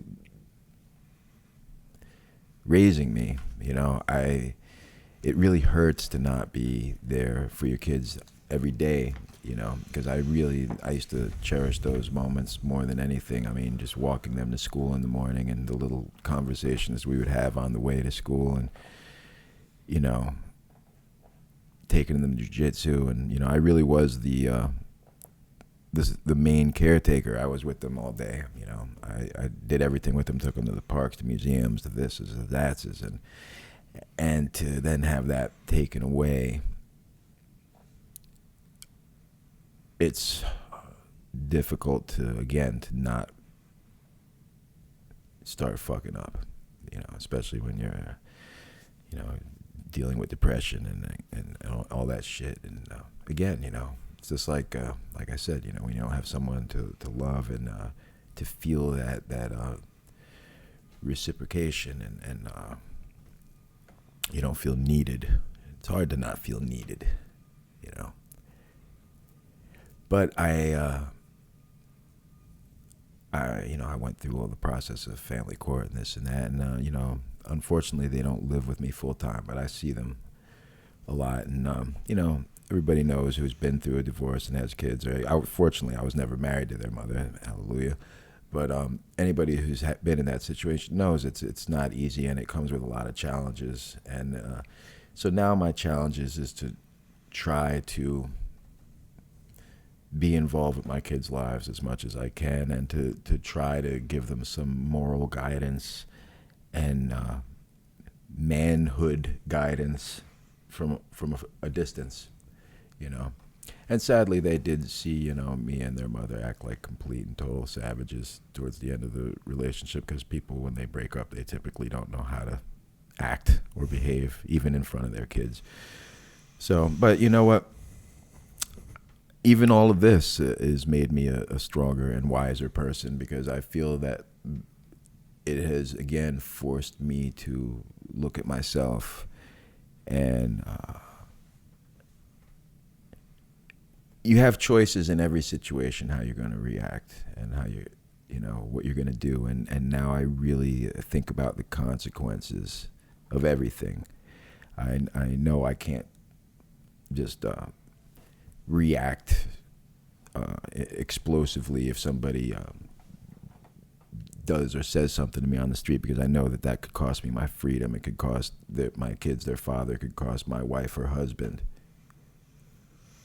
So, you know, even losing my kids has been a learning experience that I hope, God forbid, they ever, you know, wind up with kids and separated and this and that. But hopefully even this bad stuff can help them become better men and smarter men, and hopefully better, smarter than I was, you know. And I try to believe really that in the end, love wins, you know.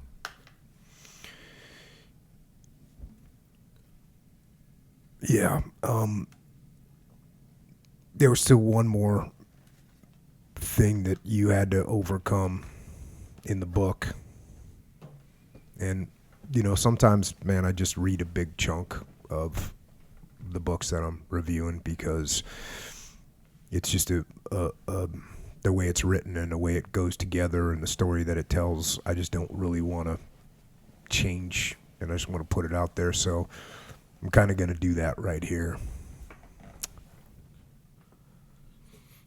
After all the madness in my life and the recent drama surrounding Webster Hall, my arrest, losing my kids, starting a new relationship, getting my kids back in my life, and dealing with all the drama of family court, my mom was stricken with terminal cancer. After a major operation and what seemed like a recovery, things took a turn for the worse. And through it all, she remained supportive in my battle for my kids, and I started spending a lot more time with her. It's fucked up when you know your mom or dad is dying. You go through your whole life with all the baggage and shit that they put on you, and all the shit in the world and your friends put on you, and then there comes a time when you realize you have to put it all down and just let it all go. I was with her as much as possible during the last few months We spent more time together than we had in years. We even left the city one day just a month before she died to spend some time at a horse stable. She loved horses, and she hadn't been around them since she was a child. She said it was the most beautiful day in her entire life. And later, she spent the night, and then the next 3 nights at my apartment. We had such a good time that she completely forgot to take her pain medication. I hope I can face death with as much dignity. The way she has handled it, I've never seen a braver person in my life. She makes all the men I know look like cowards. Sadly, she only saw my kids twice during her last few months, but the time that they spent together was amazing and very meaningful and picked up her spirits. And I know that she took great comfort in the fact that I'm finally in a place in my life where things are coming together in a positive way. I just wish she could have been here with us longer. She died Monday, June 15th, 2015. At the funeral, her ashes were carried out and placed on a table. They were in a box not meant to be buried. A beautiful statue of a crying angel. We all took part in reading from Bible verses. I held on to my son Jonah, and he cried quietly. My son Harley stood behind me with my girlfriend, trying to keep his composure as tears rolled down his face. At the end of the service, a slight drizzle of rain started again. When everyone was done consoling each other and people started walking away, I looked at the box sitting on the table surrounded by flowers with the hole in the ground beside it. 2 cemetery workers arrived with shovels and a rake, and I walked back and asked if I could cover her with soil myself, as I had done for my father 13 years earlier. I explained that I didn't feel right about someone who didn't know my mother covering her with dirt. They understood. I thanked them. I took the box with the angel off the table. I kissed it. My sons kissed it. And I got down on my knees and put it in the ground. One of the cemetery workers handed me a shovel, and I started to fill the hole. My youngest son, who'd been crying, came over next to me, got on his knees, and started to help me fill the hole with his hands, grabbing pieces of soil and putting them in, picking out rocks so none would damage her box as we filled it. And his tears stopped. I put down the shovel, and we both finished by hand. And then I raked the soil over, and we patted down the earth with our hands, and it was done. It was so sad and so beautiful. The next day was Father's Day. When I started writing this book, I didn't know what the end was going to be, or what I wanted to say besides telling the story of my life and setting the record straight. But now it's so obvious what it is about. Closure.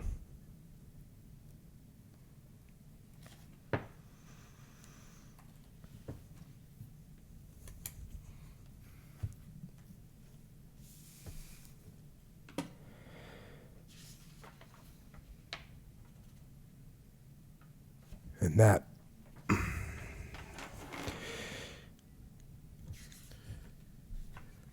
wraps up the book. Yeah. And look, no one has lived a perfect life. We've all made mistakes. We've all done things that can't be undone, and we've gone places that we should not have gone. But we all have the opportunity to redeem ourselves. And it starts with confessing what we've done. It starts with owning it and then getting on the right path and staying on the right path. And staying on that path, the correct path, it takes discipline and it takes humility and it takes courage and it's hard.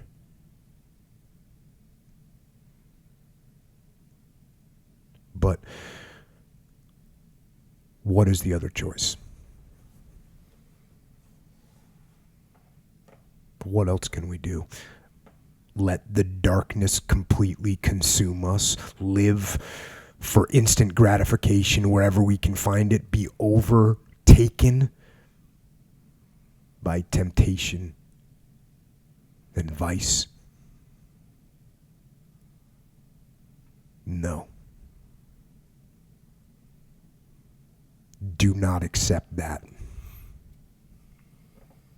I hear from a lot of people that struggle with all these things. They're caught.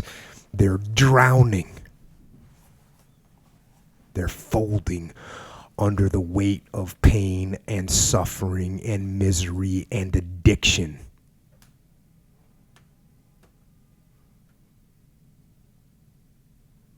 And they ask me what I think.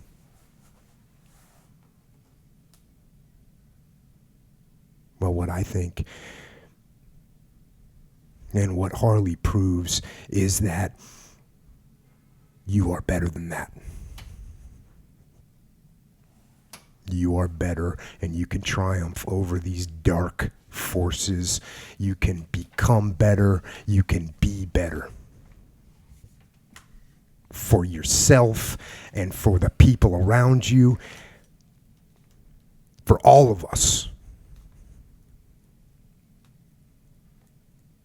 Hold the line. Stay clean.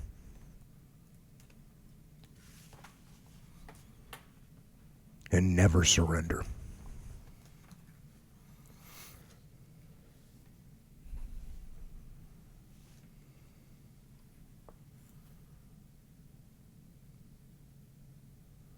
You overcame a lot of stuff, man.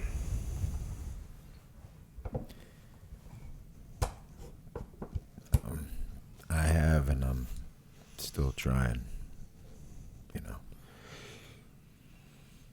Yeah, it's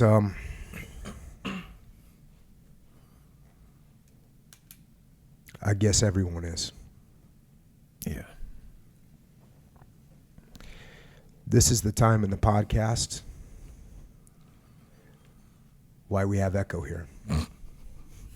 One of the many reasons.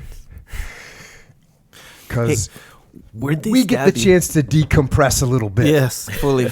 He gets to ask a couple questions Yeah, about yeah. things. They want, they plague my mind a little quick. Yeah. Like when after the thing, where'd they stab? Where in your I leg actually did got you get? stabbed in my leg. I mean, you can see when I walk. Oh It's like lower leg. Yeah. Because you were saying they thought it was a compound fracture. Yeah, because you know? the fascia is white. and Yeah, it was right all there. hanging out, so everybody thought that was bone that was sticking out. Yeah, no, it makes sense down there, Yeah. but kind of by your Yeah. shin, Yeah. like in your thigh, it'd be like Yeah. compound fracture. That'd Yeah, be, no, I didn't even know it happened until I was cuffed on the floor. bro. See, and that's so crazy. Like when you're in like the moment so much, Yeah. where you can get straight up stabbed. Yeah, dude. Stabbed with your stuff hanging out, Half your and you face don't can even be know. hanging off. Yes. And you'll be like, what? Yeah. Yeah. Okay, what's next? Okay. you know? Oh, what was that? Oh, my Yeah, face is off. yeah. Oh, dang. Oh, can I have? So crazy. Yeah, here's your eyeball. Thanks. Yeah. Bruh, Yeah, that's nuts. no, I mean that's why I'm so sketchy when it comes to, like, as much as I gotta admit it, like that shit was fun. I like a good adrenaline A good scrap. dump, like a good violent confrontation, a good fight is fun, but it was also like life and death, so it's like, like I was saying, like I had that one fight in California where I'm running into a mob of all these dudes, like, I was high off that shit for like a week. My adrenaline was like, I felt like I could fucking I was, yeah. And then like a week later, I'm like, what the fuck, man? What the fuck was that shit? Yeah. You know? So like, as much as, you know, yeah, it was fun. Like, how often do you get to have a street fight anymore? You know, shit. Especially at my age. Like, put 3 guys in the hospital. That's a fucking good time, man.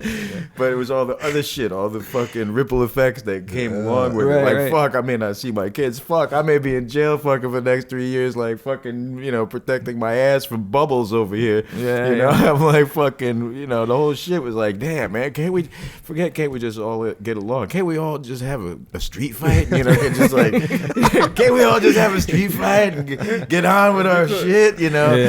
But you know, shit happens, man. What are you gonna do, man? Yeah, when you put everything into perspective, the whole getting into street fights doesn't seem quite as dope. Yeah, you know, it changes when you got responsibilities. Yeah, that's the thing, the responsibilities. Anyway, speaking of responsibilities, we're not getting any younger. So we'll talk about Onnit first, as always. So Onnit supplements. You know about Onnit? No. Most people in Jiu Jitsu know about Onnit. Oh, in the West Coast they do, I think. That's how you motherfuckers are so big? Because you on it? Yo, I need to get some of that shit. On it. Straight up on it. I need to get on it. Yo, all up on it. Yo, what the fuck is up with Onnit? Actually true, but here, indirect, and that's what I thought too, with supplements, where it's like, yeah, it takes supplements to get you big. I found that that's not necessarily the case. So the supplements that I take, that we take, they're for you got a suitcase with some in them for me?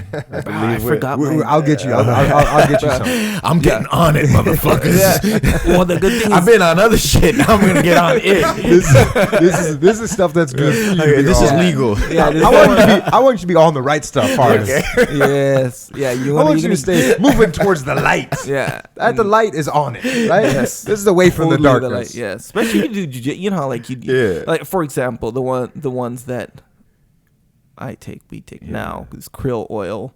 Oh yeah, supplements, yeah. right? I mean, krill. For inflammation and shit like that. Yes, exactly right. You know about that krill oil. So Onnit is like a real reputable company that like you're getting, because right, you can get supplements. No, you and get some it'll bootleg say, shit, man. You get like they say krill, and you're getting like fucking you know rat oil. Yeah, it's like this rat much bladder krill oil or some shit. You know, exactly. no. And they'll be like, yeah, there's krill oil in there, but like it's only a little bit. You know, the rest of it's all vitamin E gel. Yes, exactly right. So this Onnit is like known to be the best. I'm gonna have to get down. Actually, Aubrey, the the main guy, he has an extensive background in like uptake. You know how like you can get a calcium supplement, but that supplement won't deliver the uptake, so your body doesn't. You're not even breaking it down or absorbing it correctly. Yes, exactly. Yeah. So there's all these states. No, there's a lot of different vitamins and all that shit. I try to get all my vitamins through food. Yes, if I can, Yeah, that's optimal.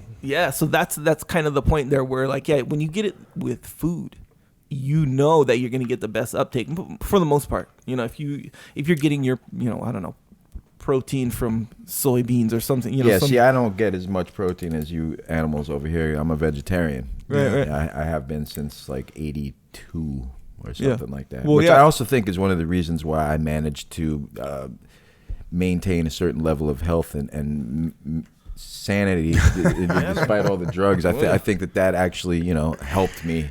The wheatgrass. You like that story? The wheatgrass. Hey, everyone that's listening to the podcast, if you're shooting up heroin, make sure you take your wheatgrass. And always wear a condom when you're shooting your heroin.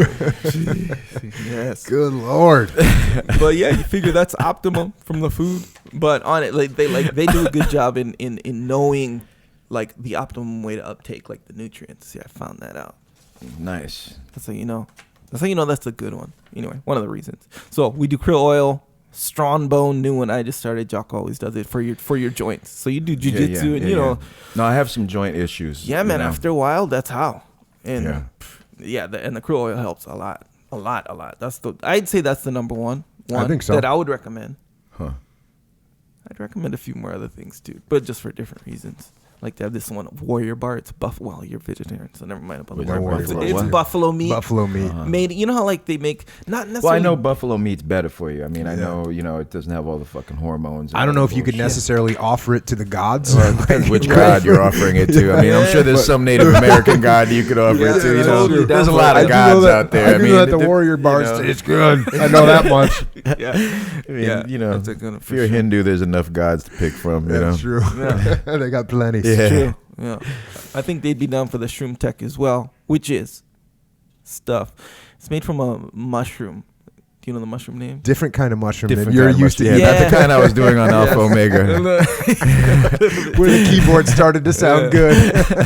But it's just to help you uptake oxygen when you do athletic, hard stuff, like Jiu Jitsu. Your oxygen level, you need to, especially as you get older, your oxygen it doesn't travel as well. And I just realized there's no greater joy for Echo than when someone's on the podcast as a guest that wants to know about this stuff. Dude, he's pumped. Look at him. He's good. Bro, they'll ask me at practice, like when I'm training or whatever, they'll be like, hey, what's up with the krill oil? Is that like, your thing? And then, bro, I'm like doing a sales pitch to him. It seems like it anyway. You get him a krill shirt. Yeah, sure. I'm gonna. Krill oil. Ask me about the krill oil. Change your life, man. Don't ask me about that. Bro, I'm telling you, in the mornings, I told this story before. Jocko heard it plenty of times. In the mornings, my daughter, she's like 4 now, but when she was like 3, she'd come in, wake me up. The only person in the world that hasn't heard this story is Harley Flanagan. Yeah, but he's about to hear it. I'm about to hear it. No one's gonna stop him. So now, pivotal story. You and me talk for 3 hours right there. Echo gets to talk for an hour now about krill oil. Go. All right, yeah, you told your story, and that was a good one. Go. Hear my. Anyway, she'd jump, and she'd wake me up, jump on my back. So now I got to stand up out of bed, cold, sore from whatever, with a 3-year-old on my back, and it'd be stiff. I got to do the correct form to get up. Otherwise, you turn your back, your knees, all that stuff. After it was just under a week, krill oil, no factor. It's like I was already warm. That's the feeling.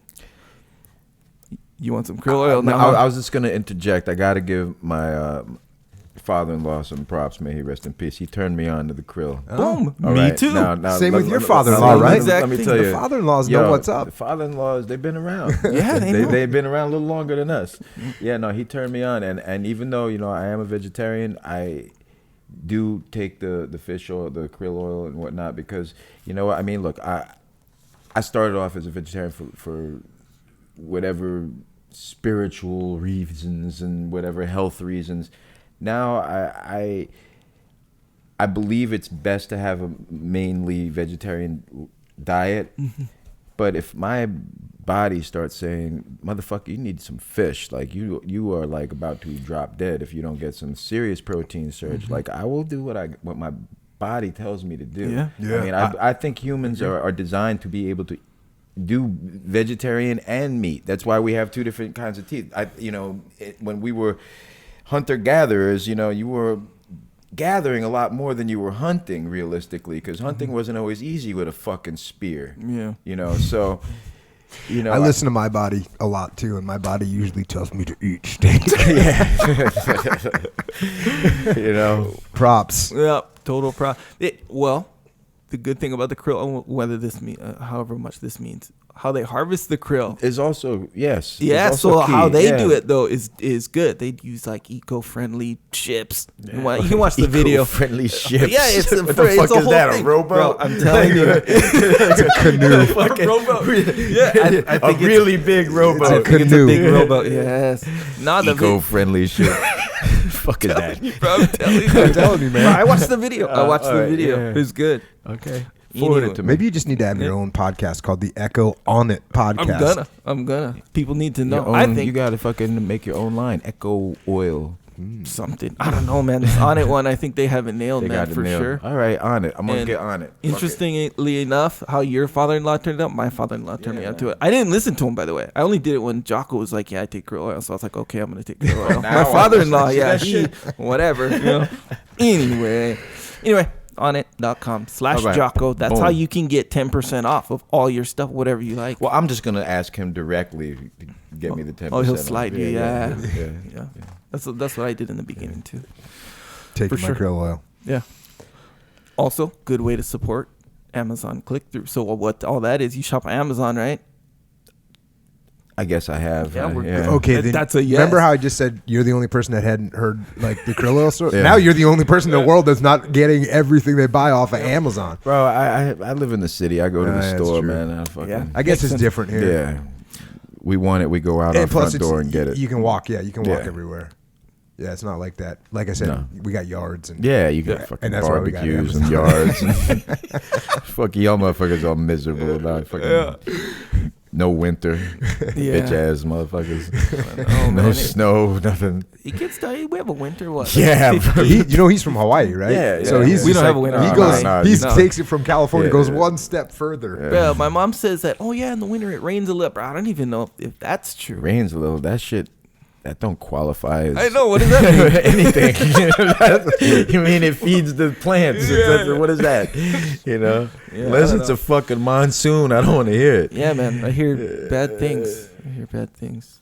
But yeah. So Amazon. Oh yeah, All back right, to the that's what Amazon. we're talking Krill, about. So, Amazon, in all the these event- things you're turning me on In to. the event of you shopping on Amazon, and this goes for everyone, before you go to Amazon, you click through the website. There's this little Through our banner. website. Your website. Yeah. Yes. So it's like a little, Yeah, it's like a yeah, support. yeah, So yeah. when you Got buy, you. you get a thing from Amazon saying, "Hey, thanks for referring people." Mhm. You know, it's pretty. Big That's guy. pretty dope. They give us a little piece of that. Yeah. And you know what it cost? The cool thing is, because you can set up things for like podcasts that's basically give me money. Just give me money. But Oh, like a donation. Yeah, I don't really like asking people for money. Yeah. This you don't even. It doesn't. Your price doesn't go up. It's actually, in my book, it's kind of a good way to stick it to the man because Amazon's got to kick a little bit down to the podcaster over here. But it's kind of not because. Wait a minute, you stick it to the man too? Yeah, I do. thought you were Yeah. all about the man. How you sticking This it is to the a- man? kind of an He ambiguous plays sticking his- it. it depends on I guess I'm. I still got the roots, man. Hardcore roots. Keeping his integrity. Fuck the man. Wait a minute. I am the man. Wait, am I the man? Wait, fuck the man. Yeah. There's a little bit of confusion there. Yeah, no, that's cool. But I mean, either way, you know, when you do this, I think it does benefit Amazon because like a referral, you know. I mean, Oh, because so you're saying that somebody might order something from another online retailer, but instead someone says, "I'm going to support the podcast." Yeah, Right. fuck that. Boom. Support the podcast, Yeah, motherfuckers. I like how Yeah. you roll. Don't be a bunch of bitches. You got to support the home team, man. Fuck that. I feel the same Take it way. from Harley You know, on that Straight one. up, man. Shit. But Amazon's actually pretty cool like that. Like they'll offer every once in a while like little things. Like, oh, you want to donate? Like you round up. Like let's say your thing costed like $8.89. And you're like, hey, you got 11 cents to the next dollar. You want to donate that 11 cents to like something? It's like charity. Anyway, Amazon's good like that. Anyway, you want to support the podcast? Do through the Amazon click through. Go to the Jocko Podcast website, which is jockopodcast.com. And click on the support or the Amazon banner and then do your shopping. That's a good way. Some people, they'll do it and then like they'll get a screenshot of it and they'll send it to me on Twitter. Yeah, no, that is cool. That is dope. It's like, confirmation. yeah, and it's kind of like they're showing, hey, I'm supporting the bot, and I feel that like literal direct support from them. So if you want to at that give Echo moment. Charles a good day as you Yeah. support the podcast, hit him with a little social media. It's weird because like pump. a lot of times I don't see like the price or nothing. They'll just say, oh, it'll be a screenshot, pretty ambiguous. It could very well not even be them supporting the podcast necessarily. So I just feel like, oh yeah, they're just trying to tickle we kind your. of did that. Maybe Yeah. it works. It works. I like when they do that. Makes me feel good. I feel like they Easy to care. please. You know, yeah, very easy. Very easy. Anyway, you can subscribe to the podcast, iTunes, if you listen to it on iTunes and Stitcher, Google Play, all these ones. Yeah, that helps. Leave a review if you're in the mood, like what Jocko's saying. Or Harley, like what Harley's man, saying. You know, give a definitely. review on this specific one. We have a YouTube channel. If you have not subscribed to that, go ahead and subscribe to that. If you like the video version of this podcast, but the excerpts, you know, people have been kind of giving me crap about saying excerpts a lot. Do I say excerpts? You say it a lot, and you put your tone on it. For real? Yeah. You don't just say. I don't think you I say it a lot. No, you don't say. Hey, you know, we've got some excerpts that we put on. You go. I made a couple excerpts. You go. Escalation voice level 12. Yeah, I guess. Well, I think that was was that your idea? Excerpts. Yeah. Yeah. There you go. Yeah, Boom. because people don't want to watch they're not going to watch 3 3-hour hours. 3-hour podcast. If there's some point, hey, Jocko did a cool thing with Harley Flanagan. He was talking about this. Yeah. They want to see Harley for 3 minutes. They want to send it to their buddy that they listen to hardcore with. Yeah. They can't send them, hey, watch this 3.5 hour podcast during your lunch break. Yeah. Doesn't work. Can't do it. No, Got to send them a little 3.5 hour clip. lunch break. Listen to Harley Flanagan talk about a street fight. Yeah. You know? Yeah. Exactly right. Maybe you should do a bunch of excerpts of yourself talking about Onnit. And excerpts. Me saying excerpts. Yeah. No, that's not very shareable. But that was a good idea. Thank you, Jocko, for that. So if you want to see excerpts of random lessons, not random. They're not random. Sorry. I didn't mean random. Excerpts of lessons, individual lessons. Selected from the podcast. Boom, that's on YouTube. And also, if you want one, tell Echo on social media, hey, make this time period on this podcast into an excerpt. And put me on there, too, because that way I can harass him. Now, we can't do it to every single one. Requests. Yes. Yeah. You Straight can't do up. every single Doing one. it. But some of them I see and I go, yeah, Echo, come on, man. Yeah. The people are asking. I agree. Yeah, can you post the wheatgrass and heroin clip? Yes. Yeah. See? Yep. That'll be a fun one. Yeah, bro. I think we're gonna do that one. But no, Great. yeah, people That's have the been, one that they're going to do. Fuck. Yeah, that was. That's a good Next formula. thing we'll have T-shirts that say wheatgrass and heroin. Because everybody, that's another thing. They want excerpts, but people also want to have T-shirts for everything. You know, anything that some There's a person shirt, somewhere, health, food, and heroin. yeah, somebody finds something funny or interesting or whatever, and it's, hey, we need to make that into a T-shirt. Yeah. And then it gets escalated to a certain point where enough people ask for it, and then we break down. T-shirt. Echo breaks down. Yeah. And makes a T-shirt. Puts it up. It's true. It works too. It's like a yeah, it's good. Anyway, yeah. So the excerpts, good idea. Thank you, YouTube. But if you do the request, if you're requesting the what episode and what excerpt, be sure you know which excerpts are already on there, because sometimes people are like, hey, do this one, and then it'll already be on there. Just saying. Yeah, sometimes people tell me to do a book review, and it's already been done. Oh yeah. If you're doing a Do real, Sun Tzu. yeah, Art of War. yeah, I get a lot of requests like that. Yeah. And then I have to look up and see which one it is, and then send it back to them and say, hey man, I already did it on this one. Yeah. Actually, that's a good, like how we were going over today. That's a good thing about how we put the timestamps on all the subjects. So, and that feeds into the search terms. So if you're like, hey, Sun Tzu, Jocko Podcast, Art of War, it'll go, boom, to that episode. Yeah. 22 or 3, whatever. Actually coming on top of this book, there's a book out about HR right now from the Bad Brains. Yeah. And the reason I'm thinking of this is because one of my buddies who's into the podcast, who was a hardcore kid growing up, and his name's Jocko, but he's a cop in LA, and he was a cop in New York. And so I'm just thinking about that. Like, here's a kid that grew up listening to the Cro-Mags, who's been like saying, get Harley on, you got to get her. He's a cop. He's a badass cop. And his girl's a cop too. Dang. They're getting after it. I got friends that are cops, man. I don't hate them all. You know how people, they'll be like, hey, no, I don't hate cops. I got friends that are cops. Oh.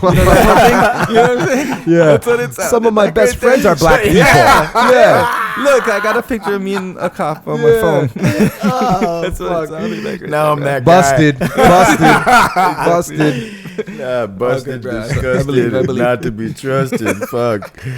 Nah. Oh, good.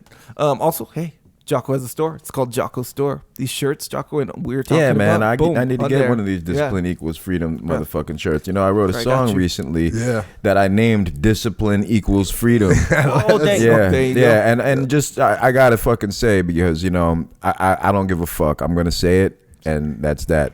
Yo, when I found out that Jocko was into hardcore, and when I found out that he was into my band, the Cro-Mags, I was very proud and all, and I asked this motherfucker, you ever thought about singing in a hardcore band? And the fucking reaction I got out of this motherfucker, if my computer screen could like just turn into like a fucking screaming like, the motherfucking the response. Anyway, I'm very proud to say that what we're going to be playing, besides doing this European tour, I'm going away in a week. I'm playing all over the place. Then we're coming back, and in June I'm going to be playing in LA. And we have invited Jocko to come and make a special guest appearance when we play at the Fury Fest in LA. So for all of you motherfuckers out there who want to see me playing with one of the baddest motherfuckers walking this fucking earth, certified by the U.S. fucking government, then you were gonna see some fucking badass shit, because I'll tell you, I haven't been able to just play the bass and not be like chained to the microphone in a really long time. And that was one of the things that was intense about the Cro-Mags back in the old days, was that me and the singer both used to go fucking ape shit when we played. And it's funny because, I've been thinking for the longest time, man, if I could get a singer, who would I get? And I'm like, shit. I'm like, Henry Rollins in his prime was fucking badass. Phil Anselmo in his prime was a fucking badass. I wonder if Jocko would do this shit. So we'll see what happens if a mic ends up in my hands. We're gonna see what happens. So all you motherfuckers who want to see some shit, I used to have a fake seal singing in my band. Now I get a real one. We'll see what happens if a mic ends up in my hands. We'll I may have to slap him with a mic and see what happens. There you go. Boom. Yeah, you guys can sing with those shirts on. Yeah, Discipline equals freedom. That's Boom. fucking right. Yeah. But yeah, man, JockoStore, that's where you get them. I got you. Whatever shirt you need, I got you. Oh, yeah. Yeah, for sure. But if you're in the mood to support the podcast, purchase a shirt or whatever. We have other stuff on there. JockoStore.com.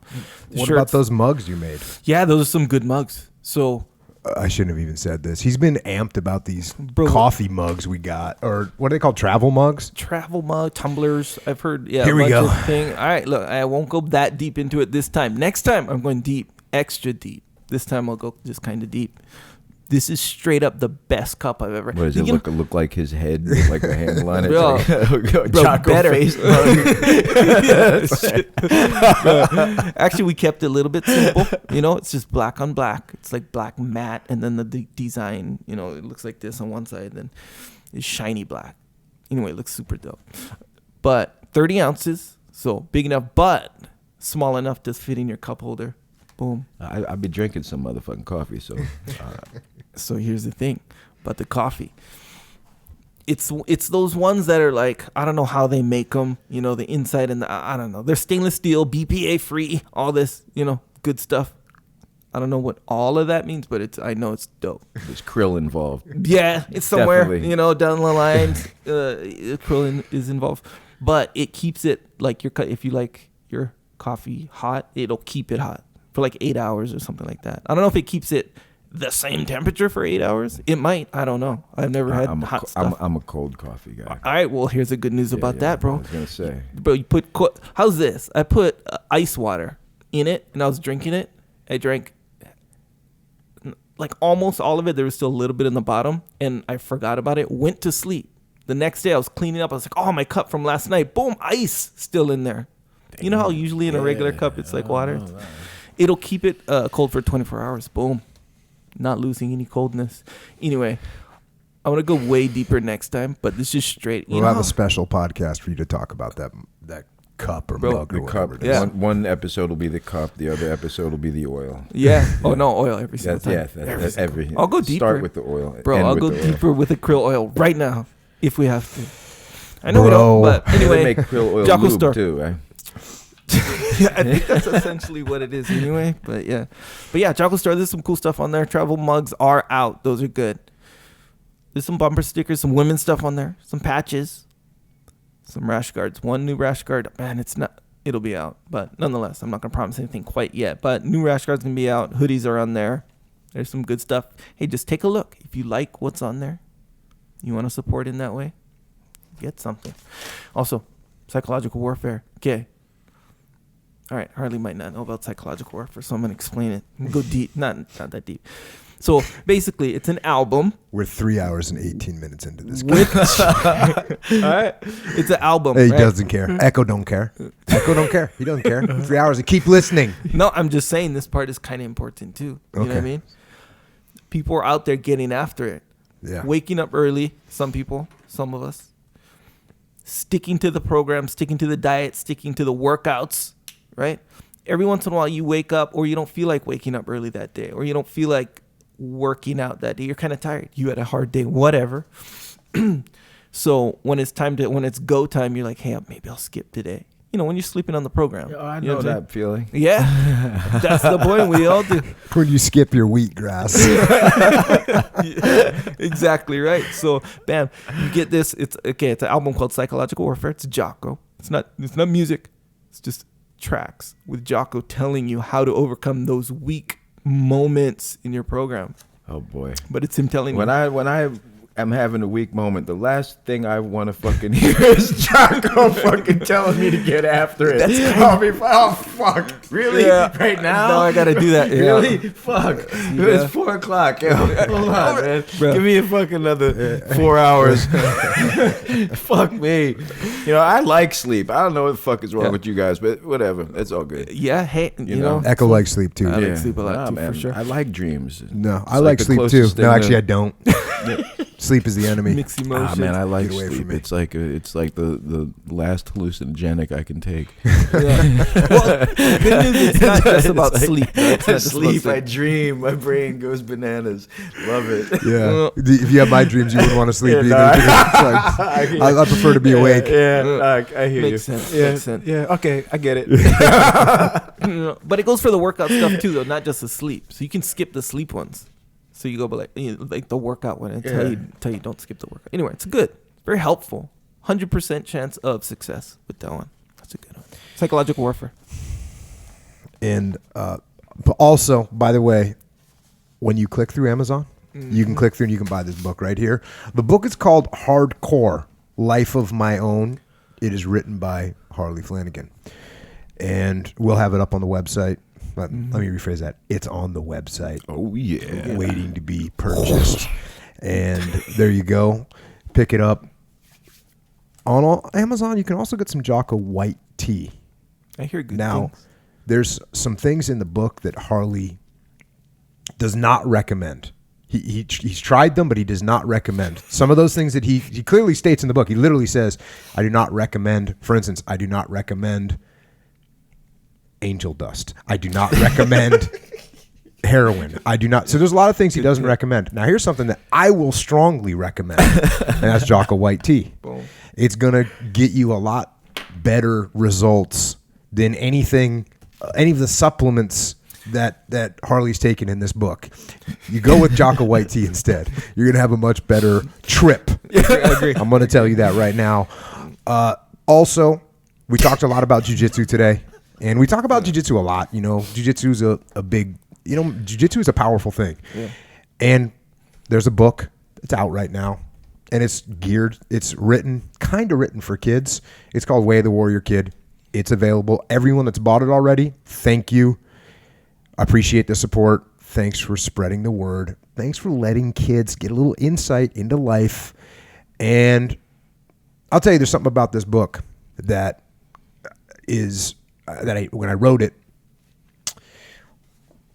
the father. The book is about a kid who's 5th grade, going through life. The father in the book doesn't have a role. Now, you might think I'm a bad person for not giving the father the role, but all he says, there's one line about the father in the book. He says, "My dad's gone a lot with work and stuff." Mm-hmm. It's that ambiguous, and there's a couple reasons why I did that, and the number one reason is because not every kid has got a dad. I mean, what you're saying is actually very real. Yeah, and a lot of kids have to just deal with, oh yeah, my father's not around much. Yeah. And that's why I did it. And there's another subtle reason, and without going into too much crazy detail, the lead character in the book, his name is Mark. And he's actually named after Mark Lee, who was one of my guys, just an incredible person, incredible warrior, and he was killed in Iraq. And he didn't have a dad. His mom raised him. And, so it was my way of saying, look, not everyone has a dad. And in the book, he's got a strong uncle that comes in and helps him. But at the end of the book, his uncle points out to them, he says, who's going to help me now? And his uncle says to him, look, you don't need you know what the right things to do are. You know how to stay on the right path. You don't need someone to hold your hand all the time. You can make this happen for yourself. And that's the message, that I'm trying to get across to kids that might not have a dad. They might not have an uncle. They might not have a mom. But you can find out what the right path is. You can get on it. You can stay on it. And that's why I wrote the book that way. And it's interesting because I've gotten asked many times over the years, about what do you think about fatherhood and the important roles that fathers play. And again, I go back to, for instance, Mark Lee's a great example of a kid that was raised. He didn't have a dad. And his mom's a strong woman and an incredible person. And she raised a warrior. So that's why I did that in that book. And, another thing I did in that book is, Jiu Jitsu plays a prominent role, but you could replace that with wrestling, with boxing, with Muay Thai, but Jiu Jitsu is really a big part of it, but so is studying, learning how to learn and and as a kid, seeing what the opportunity is in being educated. Because a lot of kids, myself included, when you're going to school, when you're 10 years old or 15 years old, you don't care. You just don't care. And I want kids to realize that it's beneficial to get stronger, faster, smarter, and better. So that's it. Way of the Warrior Kid. Get it. And get it for your local library too, because they need it. Because there's some kid that will grab that book in the library and it'll get him on the right path. Also, Discipline Equals Freedom Field Manual. You can find it by itself in the Get After It section of any bookstore or online book retailer. If you look in the Get After It section, there's a big empty shelf. There's one book there. It's called Discipline Equals Freedom Field Manual. We got to start petitioning now to make that happen at Amazon. They just need, when you drop down business, lifestyle, health and fitness, get after it. Boom. There's that one book. They better get in the game. And also there's Extreme Ownership. The book that kind of started all this Great stuff. Book, by the way. Thanks. Appreciate it. It's about leadership and it's about combat. And it's about taking fucking responsibility. Absolutely. And that's fucking huge. Yep. That's huge. That's something that I think is one of the hardest things for most people to do. And, I actually highlighted that a bunch of times in your book where you're kind of explaining things that I guess you would say maybe resulted in something happening bad in your life. And you'd say, hey, this happened and this happened and this happened. And every time you went and laid that out, at the end of it, you'd say, but it's my fault. And I should have done, I made this happen to myself. So it's pretty, and you wrote this book before, you're probably writing this the same. No, you were writing this book at the same time. I was writing that book when I was basically fucking trying to kill myself with drugs and everything else is when I started it. And even in that state, you always say, it's my fault. I should have, hey, my dad wasn't around. I don't make a habit out of looking for other people to blame. I mean, it's important to identify the roots of the problem and so on and what made you the way you are. So you can fix them. Exactly. So you can fix them. Exactly. And a big part of being a man is accepting responsibility for your fuck ups. Yeah. And I thought that was awesome. And again, when you were talking about what you learned from your dad not being around and then how you apply that to help other kids that are in that situation, teaching them jiu-jitsu and taking care of them and building relationships the best you can with your kids and with other kids that are around, man, that's exactly what you're talking about. So that's extreme ownership.